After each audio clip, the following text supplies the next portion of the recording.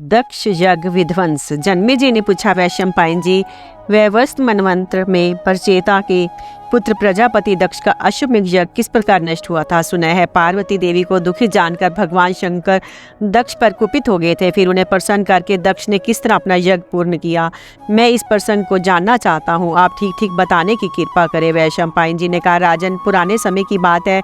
हिमालय के पास गंगा द्वार में जहाँ ऋषि और सिद्धों का निवास था, प्रजापति दक्ष ने अपना यज्ञ आरंभ किया।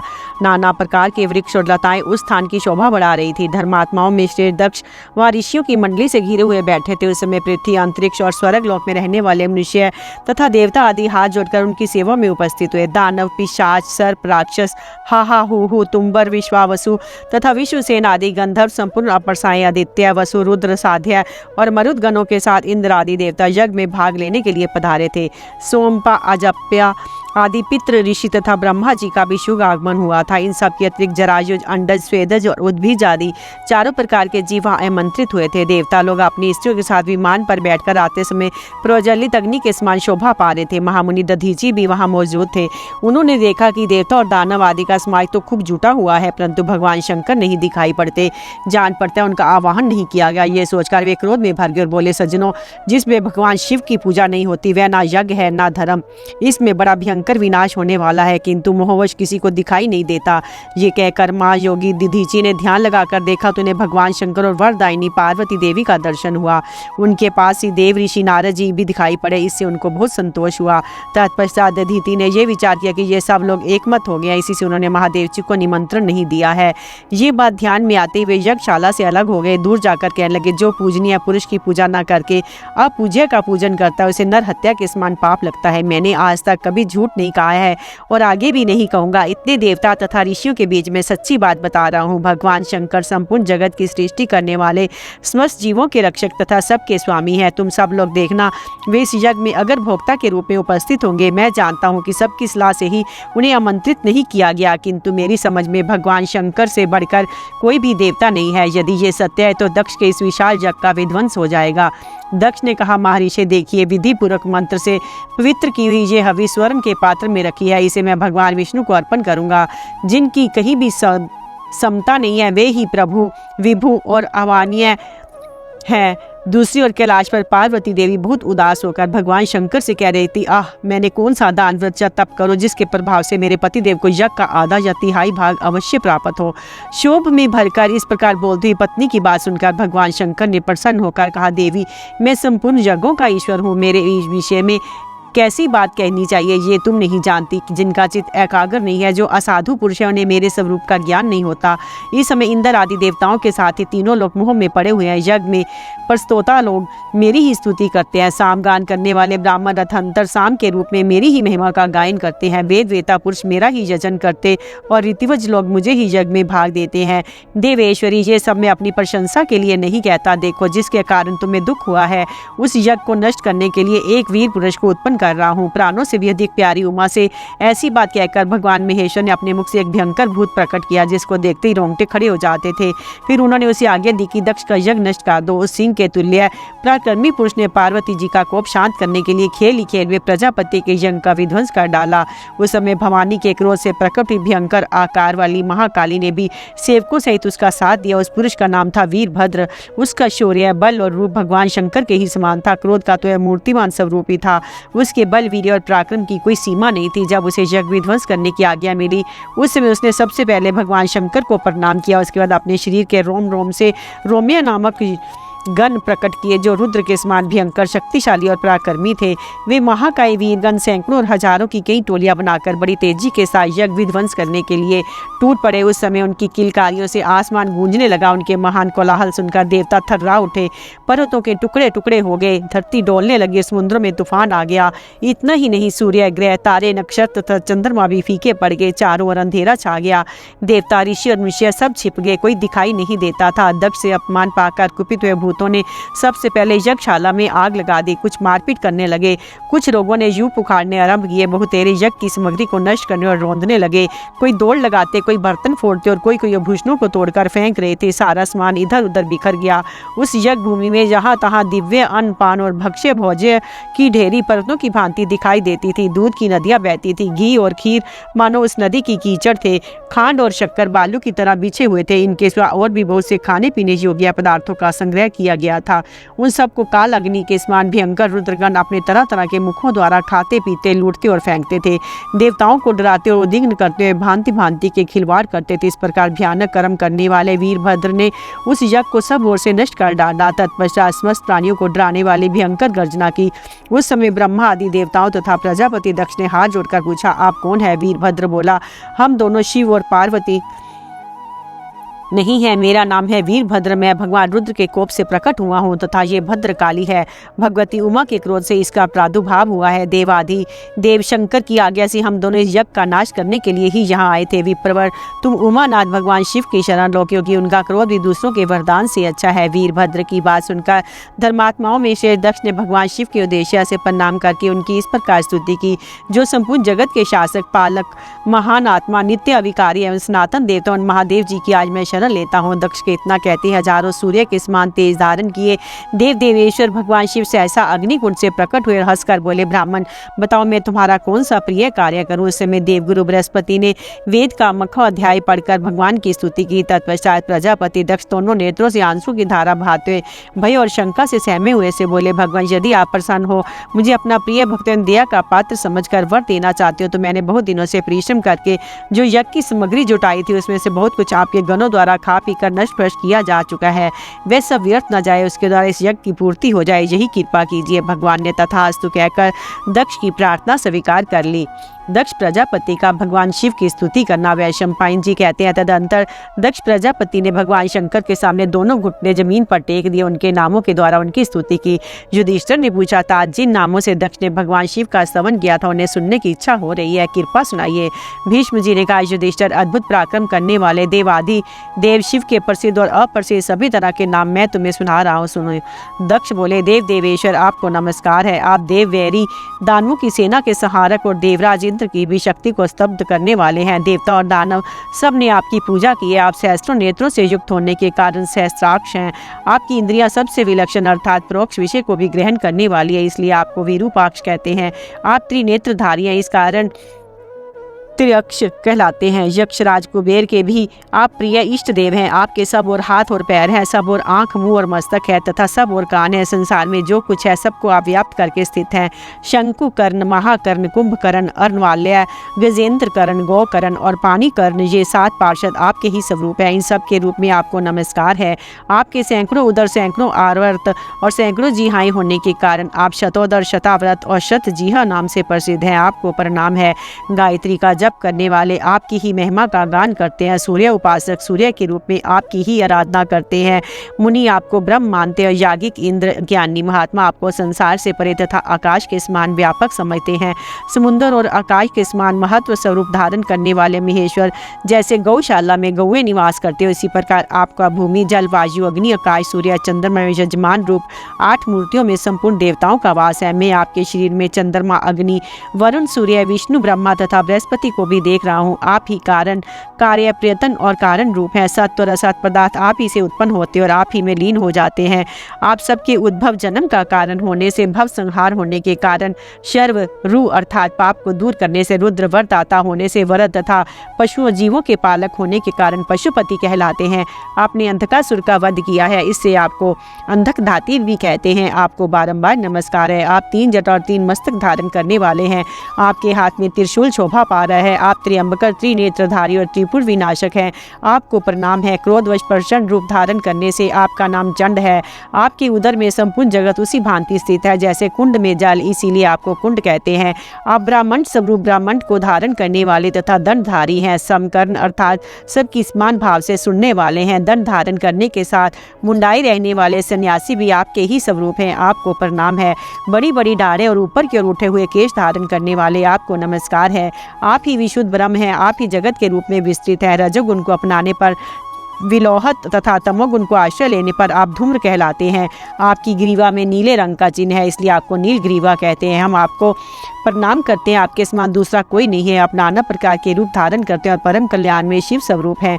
आप ही सूर्य मंडल और उसमें प्रकाशित होने वाले सूर्य हैं। आपकी ध्वजा और पताका पर सूर्य का चिन्ह है, आपको नमस्कार है।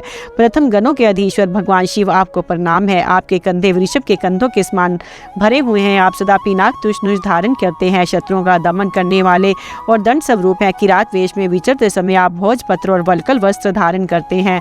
हिरण्य स्वर्ण को उत्पन्न करने के कारण आपको हिरण्य गर्भ कहते हैं। हिरण्य के कवच और मुकुट धारण करने से आप हिरण्य कवच तथा हिरण्य चूड़ के नाम से प्रसिद्ध हैं। हिरण्य के आप अधिपति हैं, आपको सादर नमस्कार है। जिनकी स्तुति हो चुकी है, हो रही है और जो स्तुति करने योग्य है, वे सब आपके ही स्वरूप हैं। आप सर्वभक्षी और सर्वभूतों के अंतरात्मा हैं। आपकी सादर प्रणाम है, आप ही होता है और आप ही मंत्र। आपकी ध्वजा और पताका रंग श्वेत है, आपको नमस्कार है। आपकी नाभि से संपूर्ण जगत का आविर्भाव होता है। आप संसार चक्र के नाभि स्थान और आवरण के भी आवरण है, आपको हमारा प्रणाम है। आपकी नासिका पतली है, इसलिए आप कृष्णास कहलाते हैं। आपके अवयव कृश होने से आपको कृशांक तथा शरीर दुबला होने से कृश कहते हैं। आप आनंद मूर्ति, अति प्रसन्न रहने वाले एवं किलकिल शब्द स्वरूप हैं, आपको नमस्कार है। आप समस्त प्राणियों के भीतर शयन करने वाले अंतर्जामी पुरुष हैं। परले काल में योग निद्रा का आश्रय लेकर सोने वाले और सृष्टि के आरंभ काल में कल्पांत निद्रा से जागने वाले हैं। आप ब्रह्म रूप से सर्वत्र स्थित और काल रूप से सदा दौड़ने वाले हैं। मूल मुंडाए हुए सन्यासी और जटाधारी तपस्वी भी आपके ही स्वरूप हैं, आपको प्रणाम है। आपका तांडव नृत्य बराबर चलता रहता है। आप मुंह से श्रृंगी आदि बाजे बजाने में निपुण हैं। कमल पुष्प की भेंट लेने को उत्सुक रहते हैं और गाने बजाने में मस्त रहा करते हैं, आपको नमस्कार है। आप अवस्था में सबसे ज्येष्ठ और गुणों में भी सबसे श्रेष्ठ हैं। आपने ही बल अभिमानी इंद्र का मान मर्दन किया था। आप काल के भी नियंता तथा सर्वशक्तिमान हैं। महापरले और अमांतर परले आपके ही स्वरूप हैं, आपको मेरा प्रणाम है। नाथ, आपका अट्टहास दुंदुभी की भांति भयंकर है। आप भीष्म व्रतों को धारण करने वाले हैं। 10 भुजाओं से सुशोभित होने वाले और उग्र मूर्तिधारी, आपको हमारा नमस्कार है। आप हाथ में कपाल लिए रहते हैं। चीता का भस्म आपको बहुत प्यारा है। भगवान भीम, आप भयंकर होते हुए भी निर्भय हैं तथा शम आदि उत्तम व्रतों का पालन करते रहते, आपको हमारा प्रणाम है। आप वीणा के प्रेमी तथा वृष्य गोवृष और वृष आदि नामों से प्रसिद्ध हैं। कटकंठ, दंड और पच आप ही के नाम हैं, आपको नमस्कार है। आप सबसे श्रेष्ठ वर स्वरूप और वरदाता हैं। उत्तम माल्या, गंध और वस्त्र धारण करते हैं तथा भक्तों को इच्छा अनुसार उससे भी अधिक वरदान देते हैं, आपको प्रणाम है। रागी और विरागी दोनों जिसके स्वरूप हैं, जो ध्यान प्रायण रुद्राक्ष की माला धारण करने वाले, कारण रूप में सब में व्याप्त और कार्य रूप से पृथक पृथक दिखाई देने वाले हैं तथा जो संपूर्ण जगत को छाया और धूप प्रदान करते हैं, और भगवान शंकर को नमस्कार है। अघोर, घोर और घोर से भी घोरतर रूप धारण करने वाले, शिव शांत एवं अत्यंत शांत स्वरूप में दर्शन देने वाले भगवान शिव को प्रणाम है। एक पाद, अनेक नेत्र और एक मस्तक वाले, आपको प्रणाम है। भक्तों को दी हुई छोटी से छोटी वस्तु के लिए भी लालायित रहने वाले और उसके बदले में उन्हें अपार धन राशि बांट देने की रुचि रखने वाले, आप भगवान रुद्र को नमस्कार है।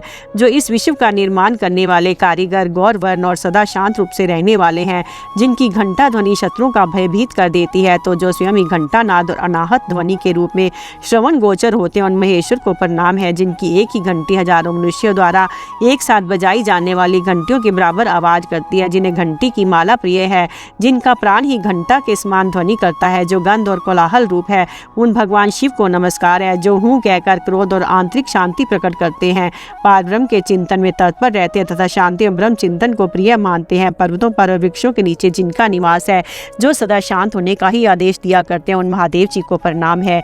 जो जगत का तरन तारण करने वाले यज्ञ, यजमान, हवन और अग्नि रूप हैं, उन शंकर जी को नमस्कार है। जो यज्ञ के निर्वाहक, दमनशील, तपस्वी और ताप देने वाले हैं, नदी, नदी के किनारे, नदीपति, समुद्र जिनके अपने ही स्वरूप है, उन भगवान शिव को प्रणाम है। अन्नदाता, अन्नपति और अन्नभोक्ता रूप महेश्वर को नमस्कार है, जिनके सहस्त्रों मस्तक, सहस्त्रों चरण, सहस्त्रों शूल तथा सहस्त्रों नेत्र हैं, जो बाल सूर्य की भांति दैदीप्यमान और बालक रूप धारण करने वाले हैं, उन शंकर जी को प्रणाम है। अपने बाल अनुचरों के रक्षक, बालकों के साथ खेल करने वाले, वृद्ध, लुब्ध, शुद्ध और शोभ में डालने वाले आपको प्रणाम है। आपके केश गंगा की तरंगों से अंकित तथा मुंज के समान है। आप ब्राह्मणों के 6 कर्म अध्ययन, अध्यापन, यजन, याजन, दान तथा पतिग्रह से संतुष्ट रहने थे तथा स्वयं 3 कर्मों का अनुष्ठान किया करते हैं। आपको मेरा नमस्कार है। आप वर्ण और आश्रमों के भिन्न भिन्न कर्मों के विधिवत दिमाग करने वाले, स्तवन करने योग्य है, घोष स्वरूप तथा कलकल ध्वनि है। आपको बारंबार प्रणाम है। आपके नेत्र श्वेत, पीले, काले और लाल रंग के हैं। आप प्राण वायु को जीतने वाले, धन रूप से प्रजा को नियम में रखने वाले, ब्राह्मण रूपी घट को फोड़ने वाले और कृष्ण शरीर धारण करने वाले हैं। आपको नमस्कार है। धर्म, अर्थ, काम तथा मोक्ष देने के विषय में आपकी कीर्ति कथा वर्णन करने योग्य है। आप सांख्य स्वरूप, सांख्य योगियों में प्रधान तथा सांख्य शास्त्र को प्रवृत्त करने वाले हैं। आपको प्रणाम है। आप रथ पर बैठकर तथा बिना रथ के भी घूमने वाले हैं। जल, अग्नि, वायु तथा आकाश, इन चारों मार्गों पर आपके रथ की गति है। आप काले मृग चर्म को दुपट्टे की भांति ओढ़ने वाले और सर्प रूप यज्ञोपवीत धारण करने वाले हैं। आपको प्रणाम है। ईशान, आपका शरीर वज्र के समान कठोर है। हरिकेश, आपको नमस्कार है। व्यक्ता, अव्यक्ता स्वरूप परमेश्वर, आप त्रिनेत्रधारी तथा अंबिका के स्वामी हैं। आपको नमस्कार है। आप काम स्वरूप, कामनाओं को पूर्ण करने वाले, कामदेव के नाशक, तृप्त अतृप्त का विचार करने वाले, सर्व स्वरूप, सब कुछ देने वाले, सबके संहारक और संध्या काल के समान लाल रंग वाले हैं। आपको प्रणाम है। महान मेघों की घटा के समान श्याम वर्ण वाले महाकाल, आपको नमस्कार है। आपका श्री विग्रह स्थूल, जीर्ण, जटाधारी तथा वल्कल और मृग चर्म धारण करने वाला है। आप दैदीप्यमान सूर्य और अग्नि के समान ज्योतिर्मय जटा से सुशोभित हैं।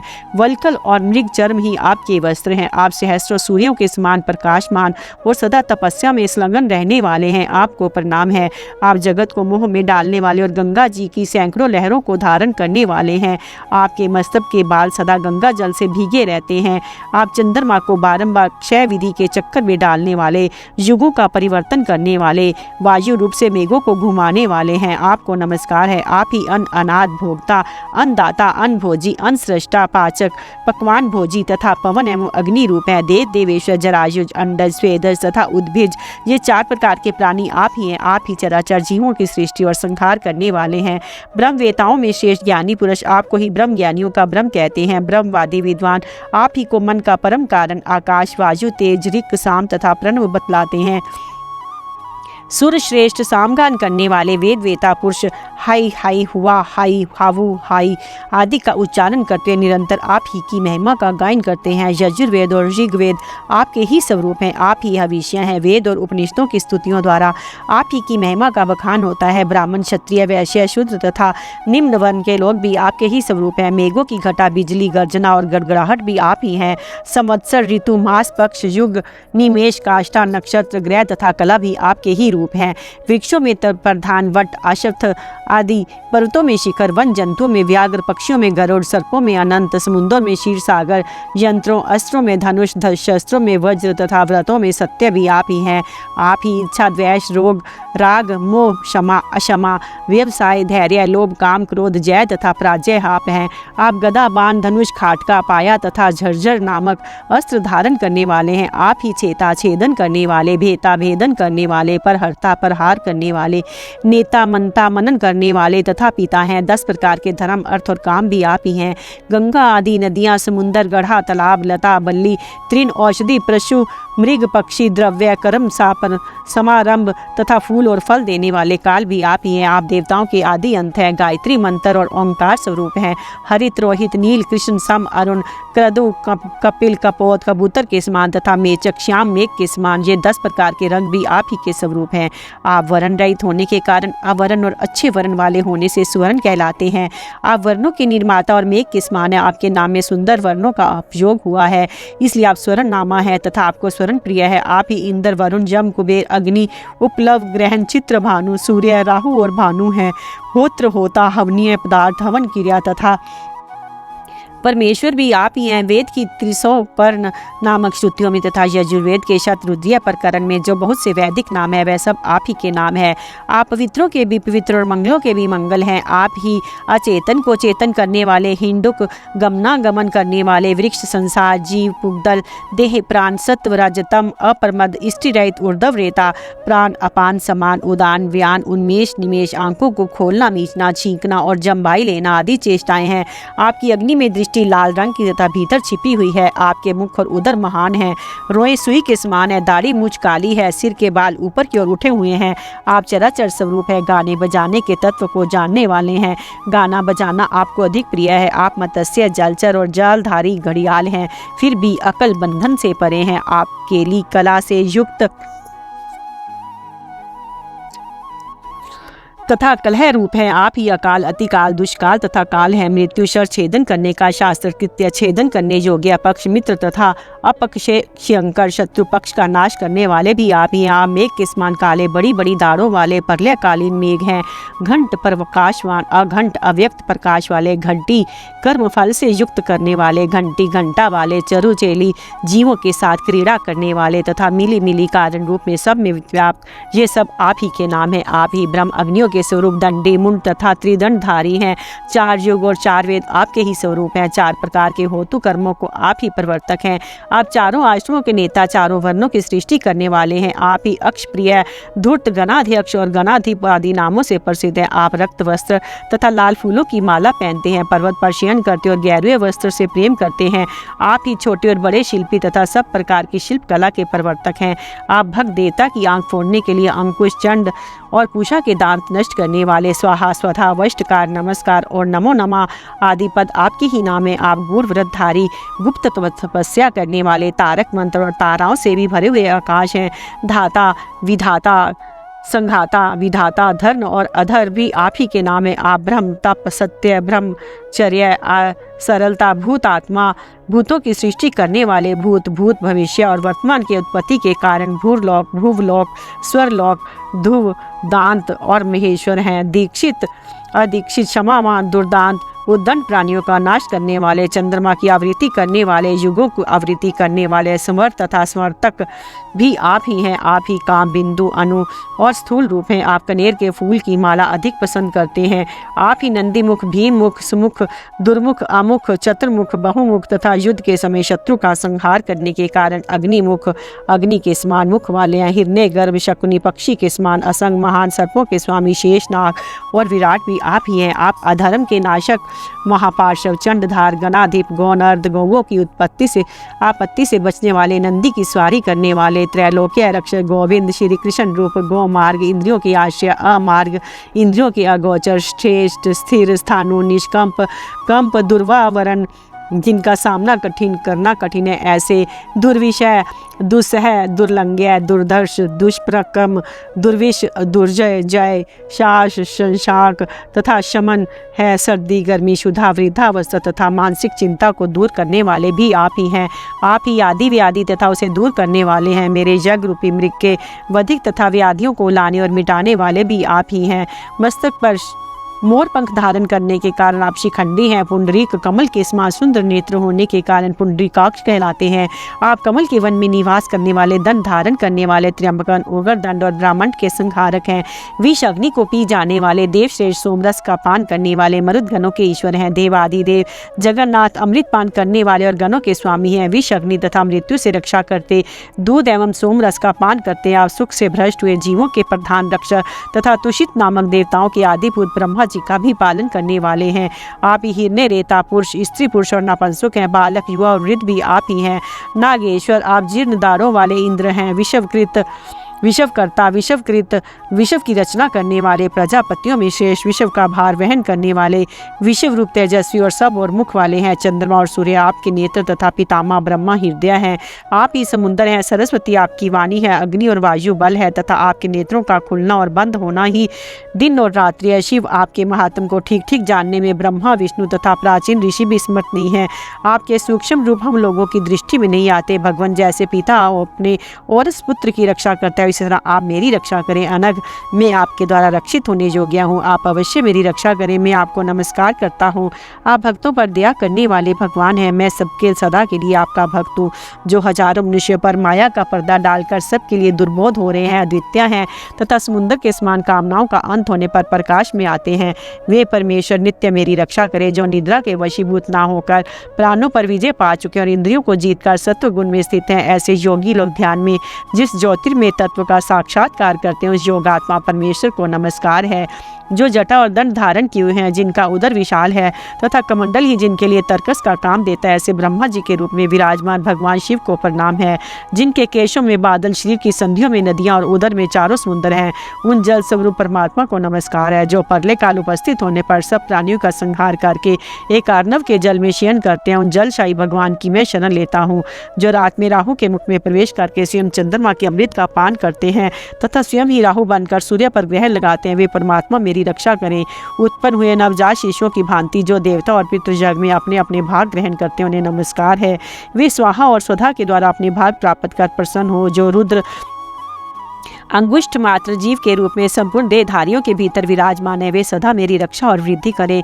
जो देह के भीतर रहते हैं, स्वयं ना रोककर देहधारियों को ही रुलाते हैं, स्वयं हर्षित ना होकर उन्हें ही हर्षित करते हैं, उन सबको मैं नमस्कार करता हूँ। नदी, समुंदर, पर्वत, गुहा, वृक्षों की जड़, गौशाला, दुर्गम पथ, वन चौराहे, सड़क चौतरे किनारे, हस्तशाला, अश्वशाला, रथशाला, पुराने बगीचे, जीर्ण गृह, पंचभूत, दिशा विदिशा, चंद्रमा, सूर्य तथा उनकी किरणों में, रसातल में, उससे भिन्न स्थानों में भी जो अष्टा देवता के रूप में व्याप्त है, उन सबको मैं बारंबार नमस्कार करता हूँ। जिनकी संख्या, प्रमाण और रूप की इयता नहीं है, जिनके गुणों की गिनती नहीं हो सकती, उन रुद्रों को मैं सदा नमस्कार करता हूँ। आप संपूर्ण भूतों के जन्मदाता, सबके पालक और संहारक हैं। आप ही समस्त प्राणियों के अंतरात्मा हैं। नाना प्रकार की दक्षिणाओं वाले यज्ञों द्वारा आप ही का यजन किया जाता है। आप ही सबके करता है, इसलिए मैंने आपको अलग निमंत्रण नहीं दिया। अथवा देव आपकी सूक्ष्म माया मोह में पड़ गया था, इस कारण निमंत्रण देने में भूल हो गई। भगवान, मैं भक्ति भाव के साथ आपकी शरण में आया हूँ, इसलिए आप मुझ पर प्रसन्न होइए।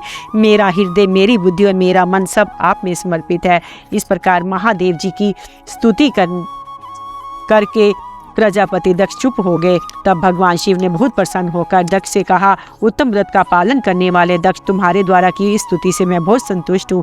अधिक क्या कहूँ, तुम मेरे निकट निवास करोगे। प्रजापति, मेरे प्रसाद से तुम्हें 1000 अश्वमेघ तथा 1 सहस्त्र वाजपेय यज्ञ का फल मिलेगा। तदंतर लोकनाथ भगवान शिव ने प्रजापति को सांत्वना देते हुए फिर कहा, दक्ष, इस यज्ञ में जो विधन डाला गया, इसके लिए तुम खेद न करना। मैंने पहले कल्प में भी तुम्हारे यज्ञ का विध्वंस किया था। ये घटना भी पूर्व कल्प के अनुसार ही हुई है। सुव्रत, मैं पुनः तुम्हें वरदान देता हूँ, इसे स्वीकार करो और प्रसन्न वदन एवं एकाग्रचित होकर मेरी बात सुनो। मैंने पूर्व काल में शंख, वेद, सांख्य योग तर्क से निश्चित करके दानवों के लिए दुष्कर तप का अनुष्ठान किया था। उसका नाम है पाशुपात व्रत। वह कल्याण में व्रत मेरा ही प्रकट किया हुआ है। उसके अनुष्ठान से महान फल की प्राप्ति होती है। महाभाग, उसी पाशुपात व्रत का फल तुम्हें प्राप्त हो। अब तुम अपनी मानसिक चिंता त्याग दो। ये कहकर महादेव जी अपनी पत्नी पार्वती तथा अनुचरों के साथ दक्ष की दृष्टि से ओझल हो गए। जो मनुष्य दक्ष के द्वारा की हुई स्तवन कीर्तन का श्रवण करेगा, उसका कभी अमंगल नहीं होगा तथा उसे दीर्घायु की प्राप्ति होगी। जैसे संपूर्ण देवताओं में भगवान शंकर श्रेष्ठ हैं, उसी प्रकार संपूर्ण सत्रोतों में ये स्तवन श्रेष्ठ है। ये साक्षात वेद के समान है। जो यश, राज्य, सुख, ऐश्वर्य, काम, अर्थ, धन या विद्या की इच्छा रखते हो, उन सबको भक्तिपूर्वक सत्रोत का श्रवण करना चाहिए। रोगी, दुखी, दीन, चोर के हाथ में पड़ा हुआ भयभीत तथा राजा के कार्य का अपराधी मनुष्य भी इस सत्रोत का पाठ करने से महान भय से छुटकारा पा जाता है। वह इसी देह में भगवान शिव के गणों की समता प्राप्त कर लेता है और तेजस्वी, यशस्वी एवं निर्मल हो जाता है। यहाँ इस सत्रोत का पाठ होता है, उस घर में राक्षस, पिशाच, भूत और विनायक कोई विधन नहीं करते। जो स्त्री भगवान शंकर में भक्ति रखकर ब्रह्मचर्य का पालन करती इस स्तोत्र का श्रवण करती है, वह पिता और पति दोनों के घर में देवता की भांति पूजी जाती है।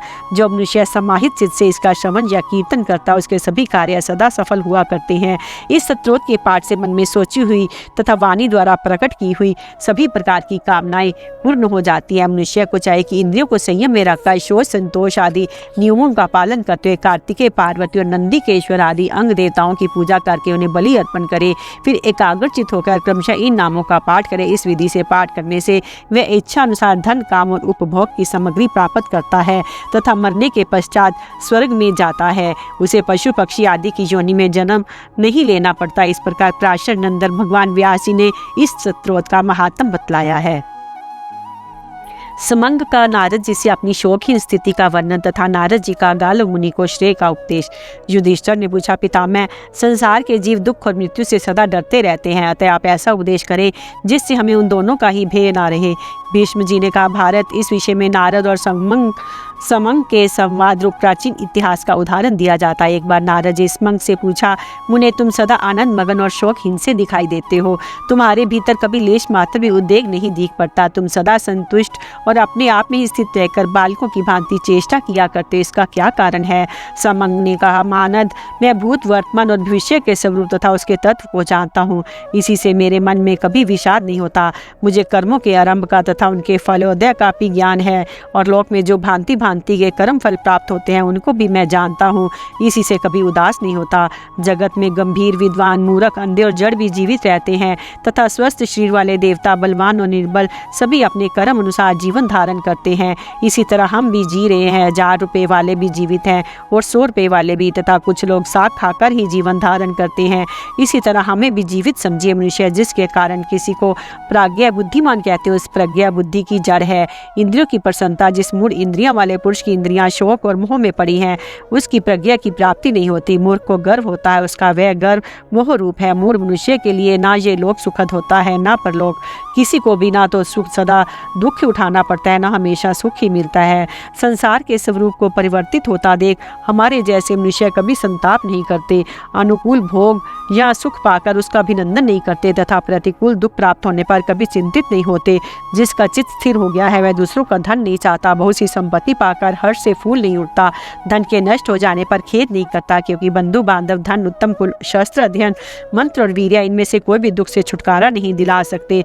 मनुष्य अपने शील गुण के कारण ही परलोक में शांति पाता है। जिसका चित्त योग युक्त नहीं है उसे समत्व बुद्धि नहीं प्राप्त होती। योग के बिना सुख भी नहीं मिलता। दुखों के त्याग और धैर्य, यही दोनों सुख के मूल हैं। प्रिय वस्तु प्राप्त होने पर हर्ष होता है, हर्ष से अभिमान बढ़ता है और अभिमान नरक में ले जाने वाला होता है। इसलिए मैं उन तीनों का त्याग करता हूँ। शोक, भय और अभिमान ये प्राणियों को सुख दुख में डालकर मोहित करने वाले हैं। इसलिए जब तक ये देह चेष्टा कर रहा है तब तक मैं इन सबको साक्षी की भांति देखता हूँ तथा अर्थ, काम, शोक, संताप, तृष्णा और मोह का परित्याग करके निर्द्वंद होकर इस पृथ्वी पर विचरता हूँ। जैसे अमृत पीने वाले की मृत्यु से भय नहीं होता, उसी प्रकार मुझे भी यही लोक या परलोक में मृत्यु, अधर्म, लोभ तथा दूसरे किसी से भय नहीं है। नारद जी, मैंने महान और अक्षय तप करके यही ज्ञान पाया है, इसलिए शोक उपस्थित होकर भी मुझे दुख नहीं डालता। युधिष्ठिर ने पूछा, पितामह, जो शास्त्रों के तत्वों को नहीं जानता, जिसका मन सदा संशय में पड़ा रहता है, जिसने परमार्थ के लिए कोई निश्चित ध्येय नहीं बनाया है, उस पुरुष का कल्याण कैसे हो सकता है, ये बताने की कृपा कीजिए। भीष्म जी ने कहा, युधिष्ठिर, सदा गुरुजनों की पूजा, वृद्ध पुरुषों की उपासना और शास्त्रों का श्रवण, ये 3 कल्याण के अमोघ साधन है। इस विषय में भी देव ऋषि नारद और महर्षि गालव के संवाद रूप प्राचीन इतिहास का उदाहरण दिया जाता है। एक समय गालव मुनि ने कल्याण प्राप्ति की इच्छा से ज्ञानानंद से परिपूर्ण एवं मन को सदा वश में रखने वाले देव ऋषि नारद जी के पास जाकर उनसे इस प्रकार प्रश्न किया, भगवान, आप उत्तम गुणों से युक्त और ज्ञानी हैं तथा मैं आत्म तत्व से अनभिज्ञ एवं मूढ़ हूँ, अतः आप मेरे संदेह को दूर करें। शास्त्रों में बहुत से कर्तव्य कर्म बताए गए हैं, किंतु वे सब मेरे लिए एक से हैं। उनमें से जिसके अनुष्ठान से मेरे ज्ञान में प्रवृत्ति हो सकती है उसका मैं निश्चय नहीं कर पाता, उसे आप ही निश्चय करके बता दें। सभी आश्रम भिन्न भिन्न कर्तव्यों की ओर दृष्टि दिलाते हैं तथा ये श्रेष्ठ है, ये श्रेष्ठ है, ऐसा कहते हुए सब लोगों से अपने ही सिद्धांतों की श्रेष्ठता का प्रतिपादन करते हैं। दूसरी ओर विभिन्न शास्त्रों के द्वारा भांति भांति के उपदेश पाकर मनुष्य नाना प्रकार के शास्त्रीय कर्मों में स्थित है और सभी अपने अपने शास्त्रों की प्रशंसा करते हैं। इधर मैं भी अपने शास्त्र से ही संतुष्ट हूँ। ऐसी दशा में उनको और अपने को समान रूप से संतुष्ट देखकर मुझे कल्याण प्राप्ति के उपाय का ठीक ठीक निश्चय नहीं हो पाता। यदि शास्त्र एक होता तो श्रेय का उपाय भी एक ही होने के कारण स्पष्ट रूप में समझ में आ जाता, किंतु बहुत से शास्त्रों ने मिलकर श्रेय मार्ग का अत्यंत गूढ़ बना डाला है, जिससे अब ये संशयग्रस्त जान पड़ता है। इसलिए मैं आपकी शरण में आया हूँ, कृपा करके मुझे श्रेय के वास्तविक मार्ग का उपदेश कीजिए।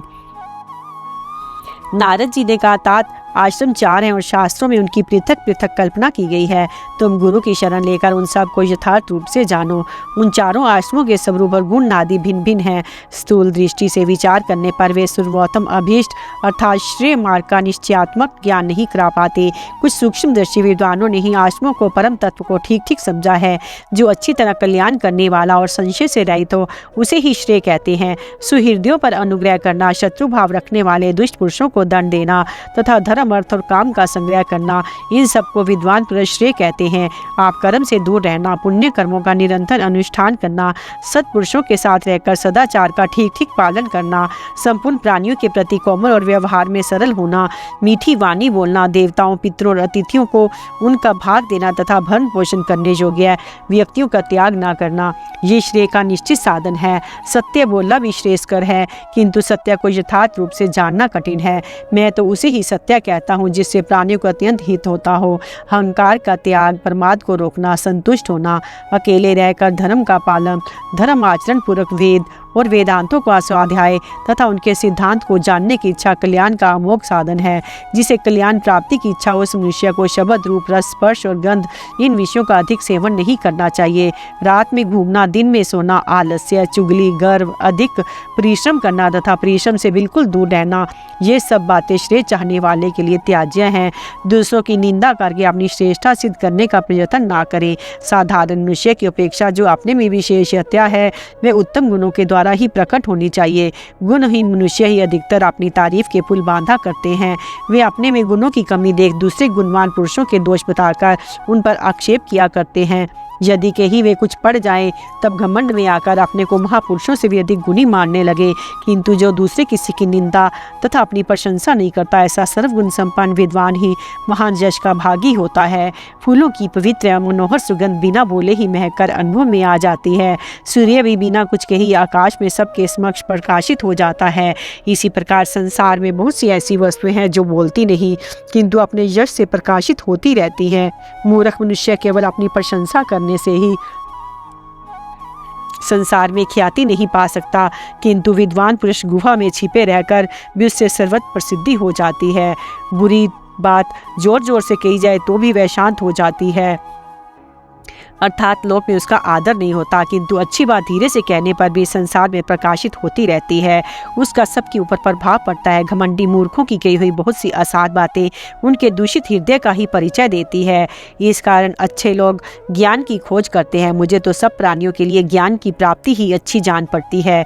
बुद्धिमान पुरुष ज्ञानवान होने पर भी बिना पूछे किसी को कोई उपदेश ना करे, अन्यायपूर्वक पूछने पर भी किसी के प्रश्न का उत्तर ना दे, जड़ की भांति चुपचाप बैठा रहे। मनुष्य को सदा धर्म में लगे रहने वाले साधु महात्माओं, सब धर्म परायण उदार पुरुषों के समीप निवास करने का विचार करना चाहिए। यहाँ चारों वर्णों के धर्मों का परस्पर सम्मिश्रण होता है। वहाँ श्रेय की इच्छा वाले पुरुष को नहीं रहना चाहिए। किसी कर्म का आरंभ ना करने वाला, जो कुछ मिल जाए उसी से संतुष्ट रहने वाला पुरुष भी पुण्य आत्माओं के साथ रहने से पुण्य और पापियों के संसर्ग में रहने से पाप का भागी होता है। जैसे जल और अग्नि के संसर्ग में क्रमशः शीत और उष्ण स्पर्श का अनुभव होता है, उसी प्रकार पुण्य आत्मा और पापियों के संग से पुण्य एवं पाप दोनों का संयोग हो जाता है। विद्यासाक्षी पुरुष रस स्वादन की ओर दृष्टि न रख करके ही भोजन करते हैं, किंतु जो अपनी रसना का विषय समझकर स्वादु अस्वादु का विचार रखते हुए भोजन करते हैं, उन्हें कर्म पाश में बंधे हुए समझना चाहिए। जहाँ ब्राह्मण अन्यायपूर्वक प्रश्न करने वाले पुरुषों का धर्म का उपदेश करता है, आत्मज्ञानी को उस देश का परित्याग कर देना चाहिए। जहाँ के लोग बिना किसी आधार के ही विद्वानों पर दोषारोपण करते हो, वहाँ कौन रहेगा। जहाँ लालची मनुष्य ने प्रायः धर्म की मर्यादा तोड़ डाली हो, उस देश को कौन नहीं त्याग देगा। परंतु यहाँ के लोग मात्सर्य और शंका से रहित होकर धर्म आचरण करते हो, वहाँ पुण्यशील महात्माओं के पास अवश्य निवास करना चाहिए। जिस देश में मनुष्य धन के लिए धर्म का अनुष्ठान करते हो, वहाँ कभी न रहे, क्योंकि वहाँ के निवासी पापी होते हैं। यहाँ जीवन रक्षा के लिए लोग पाप कर्म से जीविका चलाते हों, यहाँ राजा और उसके सेवकों में कोई अंतर ना हो, यहाँ के मनुष्य अपने कुटुंबी जनों के पहले ही भोजन कर लेते हों, उस राष्ट्र को ज्ञानी पुरुष त्याग दे। यहाँ धर्म में श्रद्धा रखने वाले सनातन धर्मी क्षत्रिय ब्राह्मण ही यज्ञ कराने और पढ़ाने के कार्य में नियुक्त हों तथा उन्हीं को लोग पहले भोजन कराया जाता है। उस देश में निवास करना उचित है। यहाँ स्वाहा, अग्निहोत्र, स्वधा, श्राद्ध तथा वष्टकार, इंद्रयाग का भली भांति अनुष्ठान होता हो, जहाँ के लोग बिना मांगे ही भिक्षा देते हो, या दुष्टों को दंड दिया जाता हो और साधु पुरुषों का सम्मान किया जाता हो, वहाँ पुण्यशील महात्माओं के बीच निवास करना चाहिए। जो जितेंद्रिय पुरुषों पर क्रोध और साधु महात्माओं के प्रति अत्याचार करते हो, उन लोभी और उद्दंड पुरुष को जिस देश में अत्यंत कठोर दंड दिया जाता है तथा जहाँ का राजा सदा धर्मपरायण होकर धर्म अनुसार ही राज्य का पालन करता हो और संपूर्ण कामनाओं का स्वामी होकर भी विषय भोग से विमुख रहता हो, वहाँ बिना विचारे ही निवास करना चाहिए। क्योंकि राजा के शील स्वभाव जैसी होती हैं वैसी ही उसकी प्रजा भी होती है। वे अपने कल्याण का समय उपस्थित होने पर अपनी प्रजा का भी कल्याण करता है। तात, तुम्हारे प्रश्न के अनुसार ये मैंने श्रेय मार्ग का संक्षेप से वर्णन किया है। विस्तार से तो आत्म कल्याण की परिगणना हो ही नहीं सकती।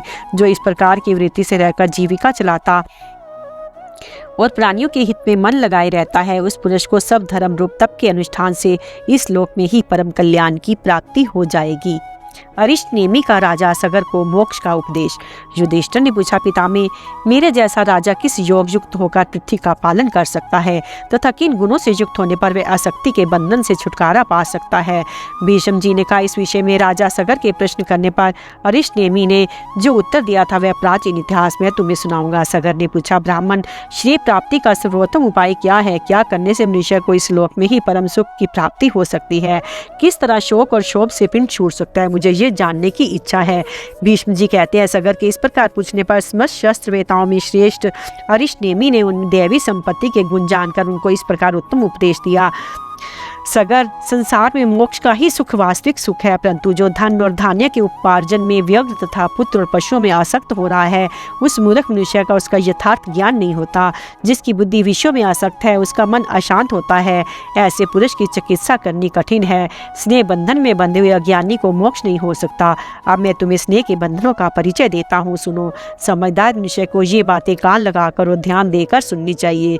तुम न्यायपूर्वक इंद्रियों से विषयों का अनुभव करके उनसे अलग हो जाओ और आनंद के साथ विचरते रहो। इस बात की परवाह न करो कि संतान हुई है या नहीं।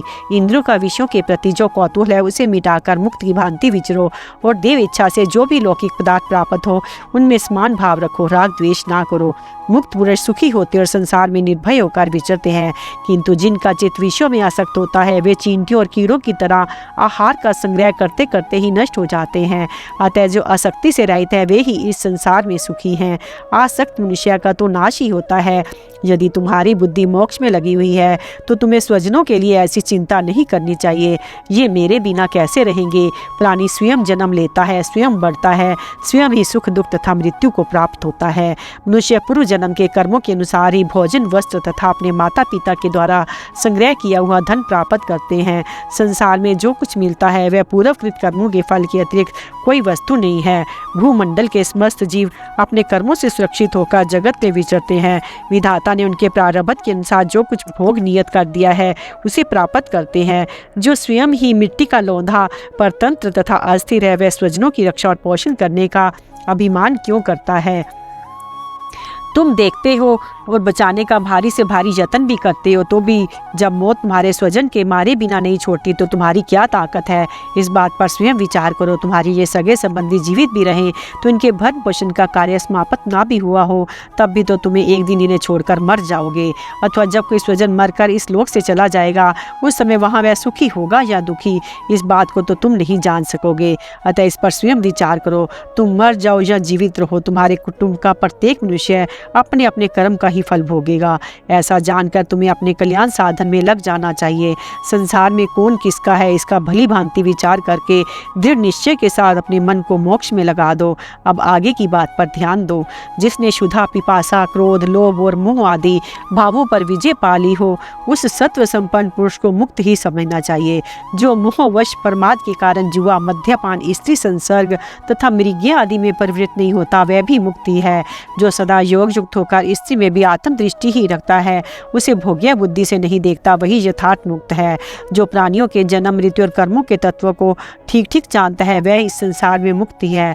जो हजारों करोड़ों गाड़ी अन्न में से एक प्रस्थ शेर भर को ही पेट भरने के लिए पर्याप्त समझता है, उससे अधिक संग्रह करना नहीं चाहता तथा बड़े बड़े से महल भी माच बिछाने भर की जगह को ही अपने लिए आवश्यक मानता है, वह मुक्त हो जाता है। जो थोड़े से लाभ में ही संतुष्ट रहता है, जिसे माया के अद्भुत भाव छू नहीं सकते, जिसके लिए पलंग और भूमि की शैया एक सी है, जो रेशमी वस्त्र, कुश के बने कपड़े, ऊनी वस्त्र और वलकल को समान भाव से देखता है, संसार को पांच भौतिक समझता है तथा जिसके लिए सुख दुख, लाभ हानि, जय पराजय, इच्छा द्वेष और भय उद्वेग बराबर हैं वह सर्वथा मुक्ति है। जो इस देह को रक्त, मल, मूत्र तथा बहुत से दोषों को खजाना समझता है, इस बात को कभी नहीं भुलाता कि बुढ़ापा आने पर झुर्रियाँ पड़ जाएंगी, बाल पक जाएंगे, देह दुबला पतला एवं सौंदर्यहीन हो जाएगा, कमर भी झुक जाएगी, पुरुषार्थ नष्ट हो जाएगा, आंखों से सूझ नहीं पड़ेगा, कान बहरे हो जाएंगे, प्राण शक्तिहीन हो जाएगी। वह पुरुष मोक्ष प्राप्त करता है। ऋषि, देवता और असुर सब इस लोक से परलोक को चले गए। हजारों प्रभावशाली राजाओं को पृथ्वी छोड़कर जाना पड़ा है। इस बात को जो सदा याद रखता है वह मुक्त हो जाता है। संसार में धन दुर्लभ है और क्लेश सुलभ। कुटुंब के पालन पोषण में भी यहाँ बहुत कष्ट उठाना पड़ता है। इतना ही नहीं, गुणहीन संतान तथा विपरीत गुणों वाले मनुष्य से भी पाला पड़ता है। इस प्रकार संसार में अधिकांश कष्ट ही दिखाई देता है। ये जानकर कौन मनुष्य मोक्ष का आदर नहीं करेगा। शास्त्रों के अवलोकन से ज्ञानवान होकर जो संपूर्ण मानव जगत को असार समझता है वह सब प्रकार से मुक्ति है। मेरे इस वचन को सुनने के पश्चात तुम्हारी बुद्धि गृहस्थ आश्रम में स्थिर हो या संन्यास आश्रम में, वहाँ ही रहकर मुक्त की भांति आचरण करो। राजा सगर अरिष्टनेमी के उपयुक्त उपदेश को सुनकर मोक्ष उपयोगी गुणों से युक्त हो प्रजा का पालन करने लगे। राजा जनक को पराशर मुनि का उपदेश। पराशर गीता। युधिष्ठिर ने कहा, पितामह, जैसे अमृत पीने से मन नहीं भरता उसी तरह आपके वचन सुनने से मुझे तृप्ति नहीं होती। इसलिए पूछता हूँ, पुरुष कौन कौन सा कर्म करे तो उसे इस लोक और परलोक में परम कल्याण की प्राप्ति हो सकती है, यही बताने की कृपा करें। भीष्म जी ने कहा, युधिष्ठिर, इस विषय में मैं भी एक पूर्ववत तुम्हें एक प्राचीन प्रसंग सुना रहा हूँ।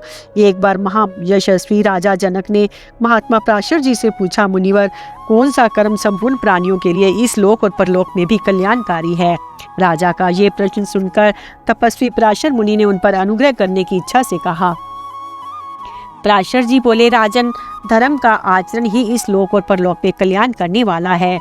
धर्म की शरण लेने वाला मनुष्य स्वर्ग लोक में सम्मानित होता है। सभी आश्रम वाले धर्म में आस्था रखकर अपने अपने कर्मों का अनुष्ठान करते हैं। संसार में जीवन निर्वाह के लिए 4 प्रकार की जीविका का संविधान है। ब्राह्मण के लिए दान लेना, क्षत्रिय के लिए कर लेना, वैश्य के लिए खेती आदि और शूद्र के लिए सेवा। मनुष्य जिस वर्ण में उत्पन्न होते हैं उसके अनुकाल जीविका भी इच्छा अनुसार प्राप्त हो जाती है। जिसने पूर्व जन्म में शुभ कर्मों का अनुष्ठान नहीं किया उसे सुख नहीं मिलता। देह त्याग के पश्चात मनुष्य को पुण्य कर्मों से ही सुख की प्राप्ति होती है। पहले जन्म में जो कर्म नहीं किया गया उसका फल नहीं मिलता। लोग सदा इस बात को याद रखते हैं कि मन, वाणी, चक्षु और हाथों के द्वारा किए हुए 4 प्रकार के कर्म ही दूसरे जन्म में फल की प्राप्ति कराने वाले होते हैं। लोक यात्रा के निर्वाह और मन की शांति के लिए वैदिक वचनों को प्रमाण माना गया है। मनुष्य नेत्र, मन, वाणी और क्रिया के द्वारा 4 प्रकार के कर्म करते हैं। उनमें जिसका जैसा कर्म होता है उन्हें वैसे ही फल की प्राप्ति होती है। कर्म के फल रूप से कभी केवल सुख, कभी केवल दुख और कभी दोनों एक साथ प्राप्त होते हैं। पुण्य या पाप कोई भी कर्म क्यों ना हो, फल भोगे बिना उसका नाश नहीं होता।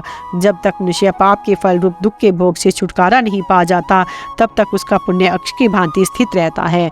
जब पाप जनित दुख का भोग समाप्त हो जाता है तब पुरुष अपने पुण्य कर्म के फल का उपभोग आरंभ करता है। जब पुण्य का विक्षय हो जाता है तब फिर वह पाप का फल भोगता है। इंद्रिया, संयम, क्षमा, धैर्य, तेज, संतोष, सत्य भाषण, लज्जा, अहिंसा, दुर्व्यसन का अभाव तथा चतुरता, ये सब गुण सुख देने वाले हैं।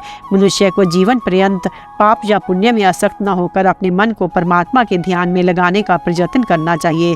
जीव दूसरे के लिए शुभ अथवा अशुभ कर्मों को नहीं भोगता, वह स्वयं जैसा करता है वैसा फल पाता है। मनुष्य दूसरे के जिस कर्म की निंदा करता है उसे स्वयं भी वह कर्म नहीं करना चाहिए, क्योंकि जो दूसरों की तो निंदा करता है किंतु स्वयं वैसे ही कर्म में लगा रहता है उसका जगत में उपहास होता है। डरपोक, क्षत्रिय, सब कुछ खाने वाला और सत्य से भ्रष्ट हुआ ब्राह्मण, बेरोजगार, वैश्य, आलसी, शूद्र, शील रहित विद्वान, सदाचार का पालन न करने वाला, कुलीन, दुराचारणी स्त्री, विषयासक्त योगी, केवल अपने लिए भोजन बनाने वाला मनुष्य, मूर्ख, वक्ता, राजा से हीन, राष्ट्र तथा अजितेंद्रिय होकर प्रजा के प्रति स्नेह न रखने वाला राजा, ये सब शोक के योग्य हैं। राजन, आयु दुर्लभ वस्तु है, इसे पाकर आत्मा को नीचे नहीं गिराना चाहिए, अपितु पुण्य कर्मों का अनुष्ठान करते ऊंचे उठने का प्रयत्न करना चाहिए। पुण्य कर्म से ही मनुष्य उत्तम वर्ण में जन्म लेता है, पापी के लिए वह अत्यंत दुर्लभ है। वह उसे ना पाकर अपने पाप के द्वारा अपना ही नाश कर लेता है। अनजान में जो पाप बन जाए उसे तपस्या के द्वारा नष्ट कर दे, क्योंकि अपना किया हुआ पाप पाप रूप ही फल देता है। अतः दुख देने वाले पाप कर्म का कभी सेवन ना करे। पाप का फल कितना कष्टप्रद है इसे मैं जानता हूँ। इससे प्रभावित मनुष्य अनात्मा में ही आत्म बुद्धि करने लगता है। बिना रंगा हुआ वस्त्र धोने से स्वच्छ हो जाता है, किंतु जो काले रंग में रंगा हो वह नहीं सफ़ेद होता। इसी तरह पाप को ही काले रंग के समान ही समझना चाहिए। जो स्वयं जानबूझकर पाप करने के पश्चात उसका प्रायश्चित करने के लिए पुनः शुभ कर्म का अनुष्ठान करता है, वे उन दोनों को पृथक पृथक फल भोगता है। अनजान में जो हिंसा होती है वह अहिंसा व्रत का पालन करने से दूर हो जाती है, किंतु स्वेच्छा से किए हुए पाप को वह भी नहीं दूर कर सकती। ऐसा वेद शास्त्रों के जानने वाले ब्राह्मणों का कथन है। परंतु मैं तो ऐसा मानता हूँ, पुण्य या पाप जानबूझकर हो या अनजान में उसका कुछ न कुछ फल होता ही है।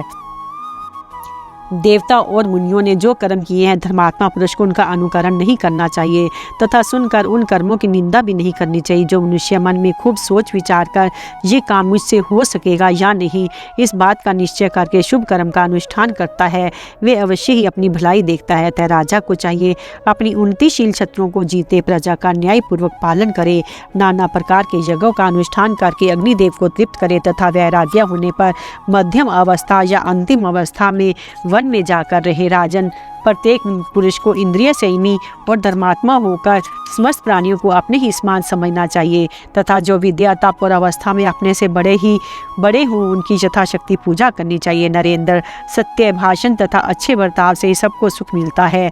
श्रेष्ठ पुरुष का दिया हुआ दान और श्रेष्ठ पुरुष से प्राप्त हुआ पतिग्रह, इन दोनों का महत्व बराबर है। तो भी पतिग्रह स्वीकार करने की अपेक्षा दाता होकर दान देना ही अधिक पवित्र माना गया है। जो धन धान्य न्याय से प्राप्त हुआ हो और न्याय से बढ़ाया गया हो उसे धर्म के उद्देश्य से यत्नपूर्वक बचाए रखना चाहिए। ये धर्म शास्त्र का निश्चय है। धर्म चाहने वाले को कुरुक्रम के द्वारा धन का उपार्जन नहीं करना चाहिए। अधर्म से संपत्ति बढ़ाने का विचार भी मन में नहीं लाना चाहिए। जो मौसम का विचार करके अतिथि को ठंडा या गर्म किया हुआ जल पवित्र भाव से अर्पण करता है, उस भूखे को भोजन देने के समान फल प्राप्त होता है। महात्मा राजा रंतिदेव ने फल, मूल और पत्तों से ऋषियों का पूजन किया था। इसी से उन्हें वह सिद्धि प्राप्त हुई जिसके लिए सब लोग अभिलाषा करते हैं।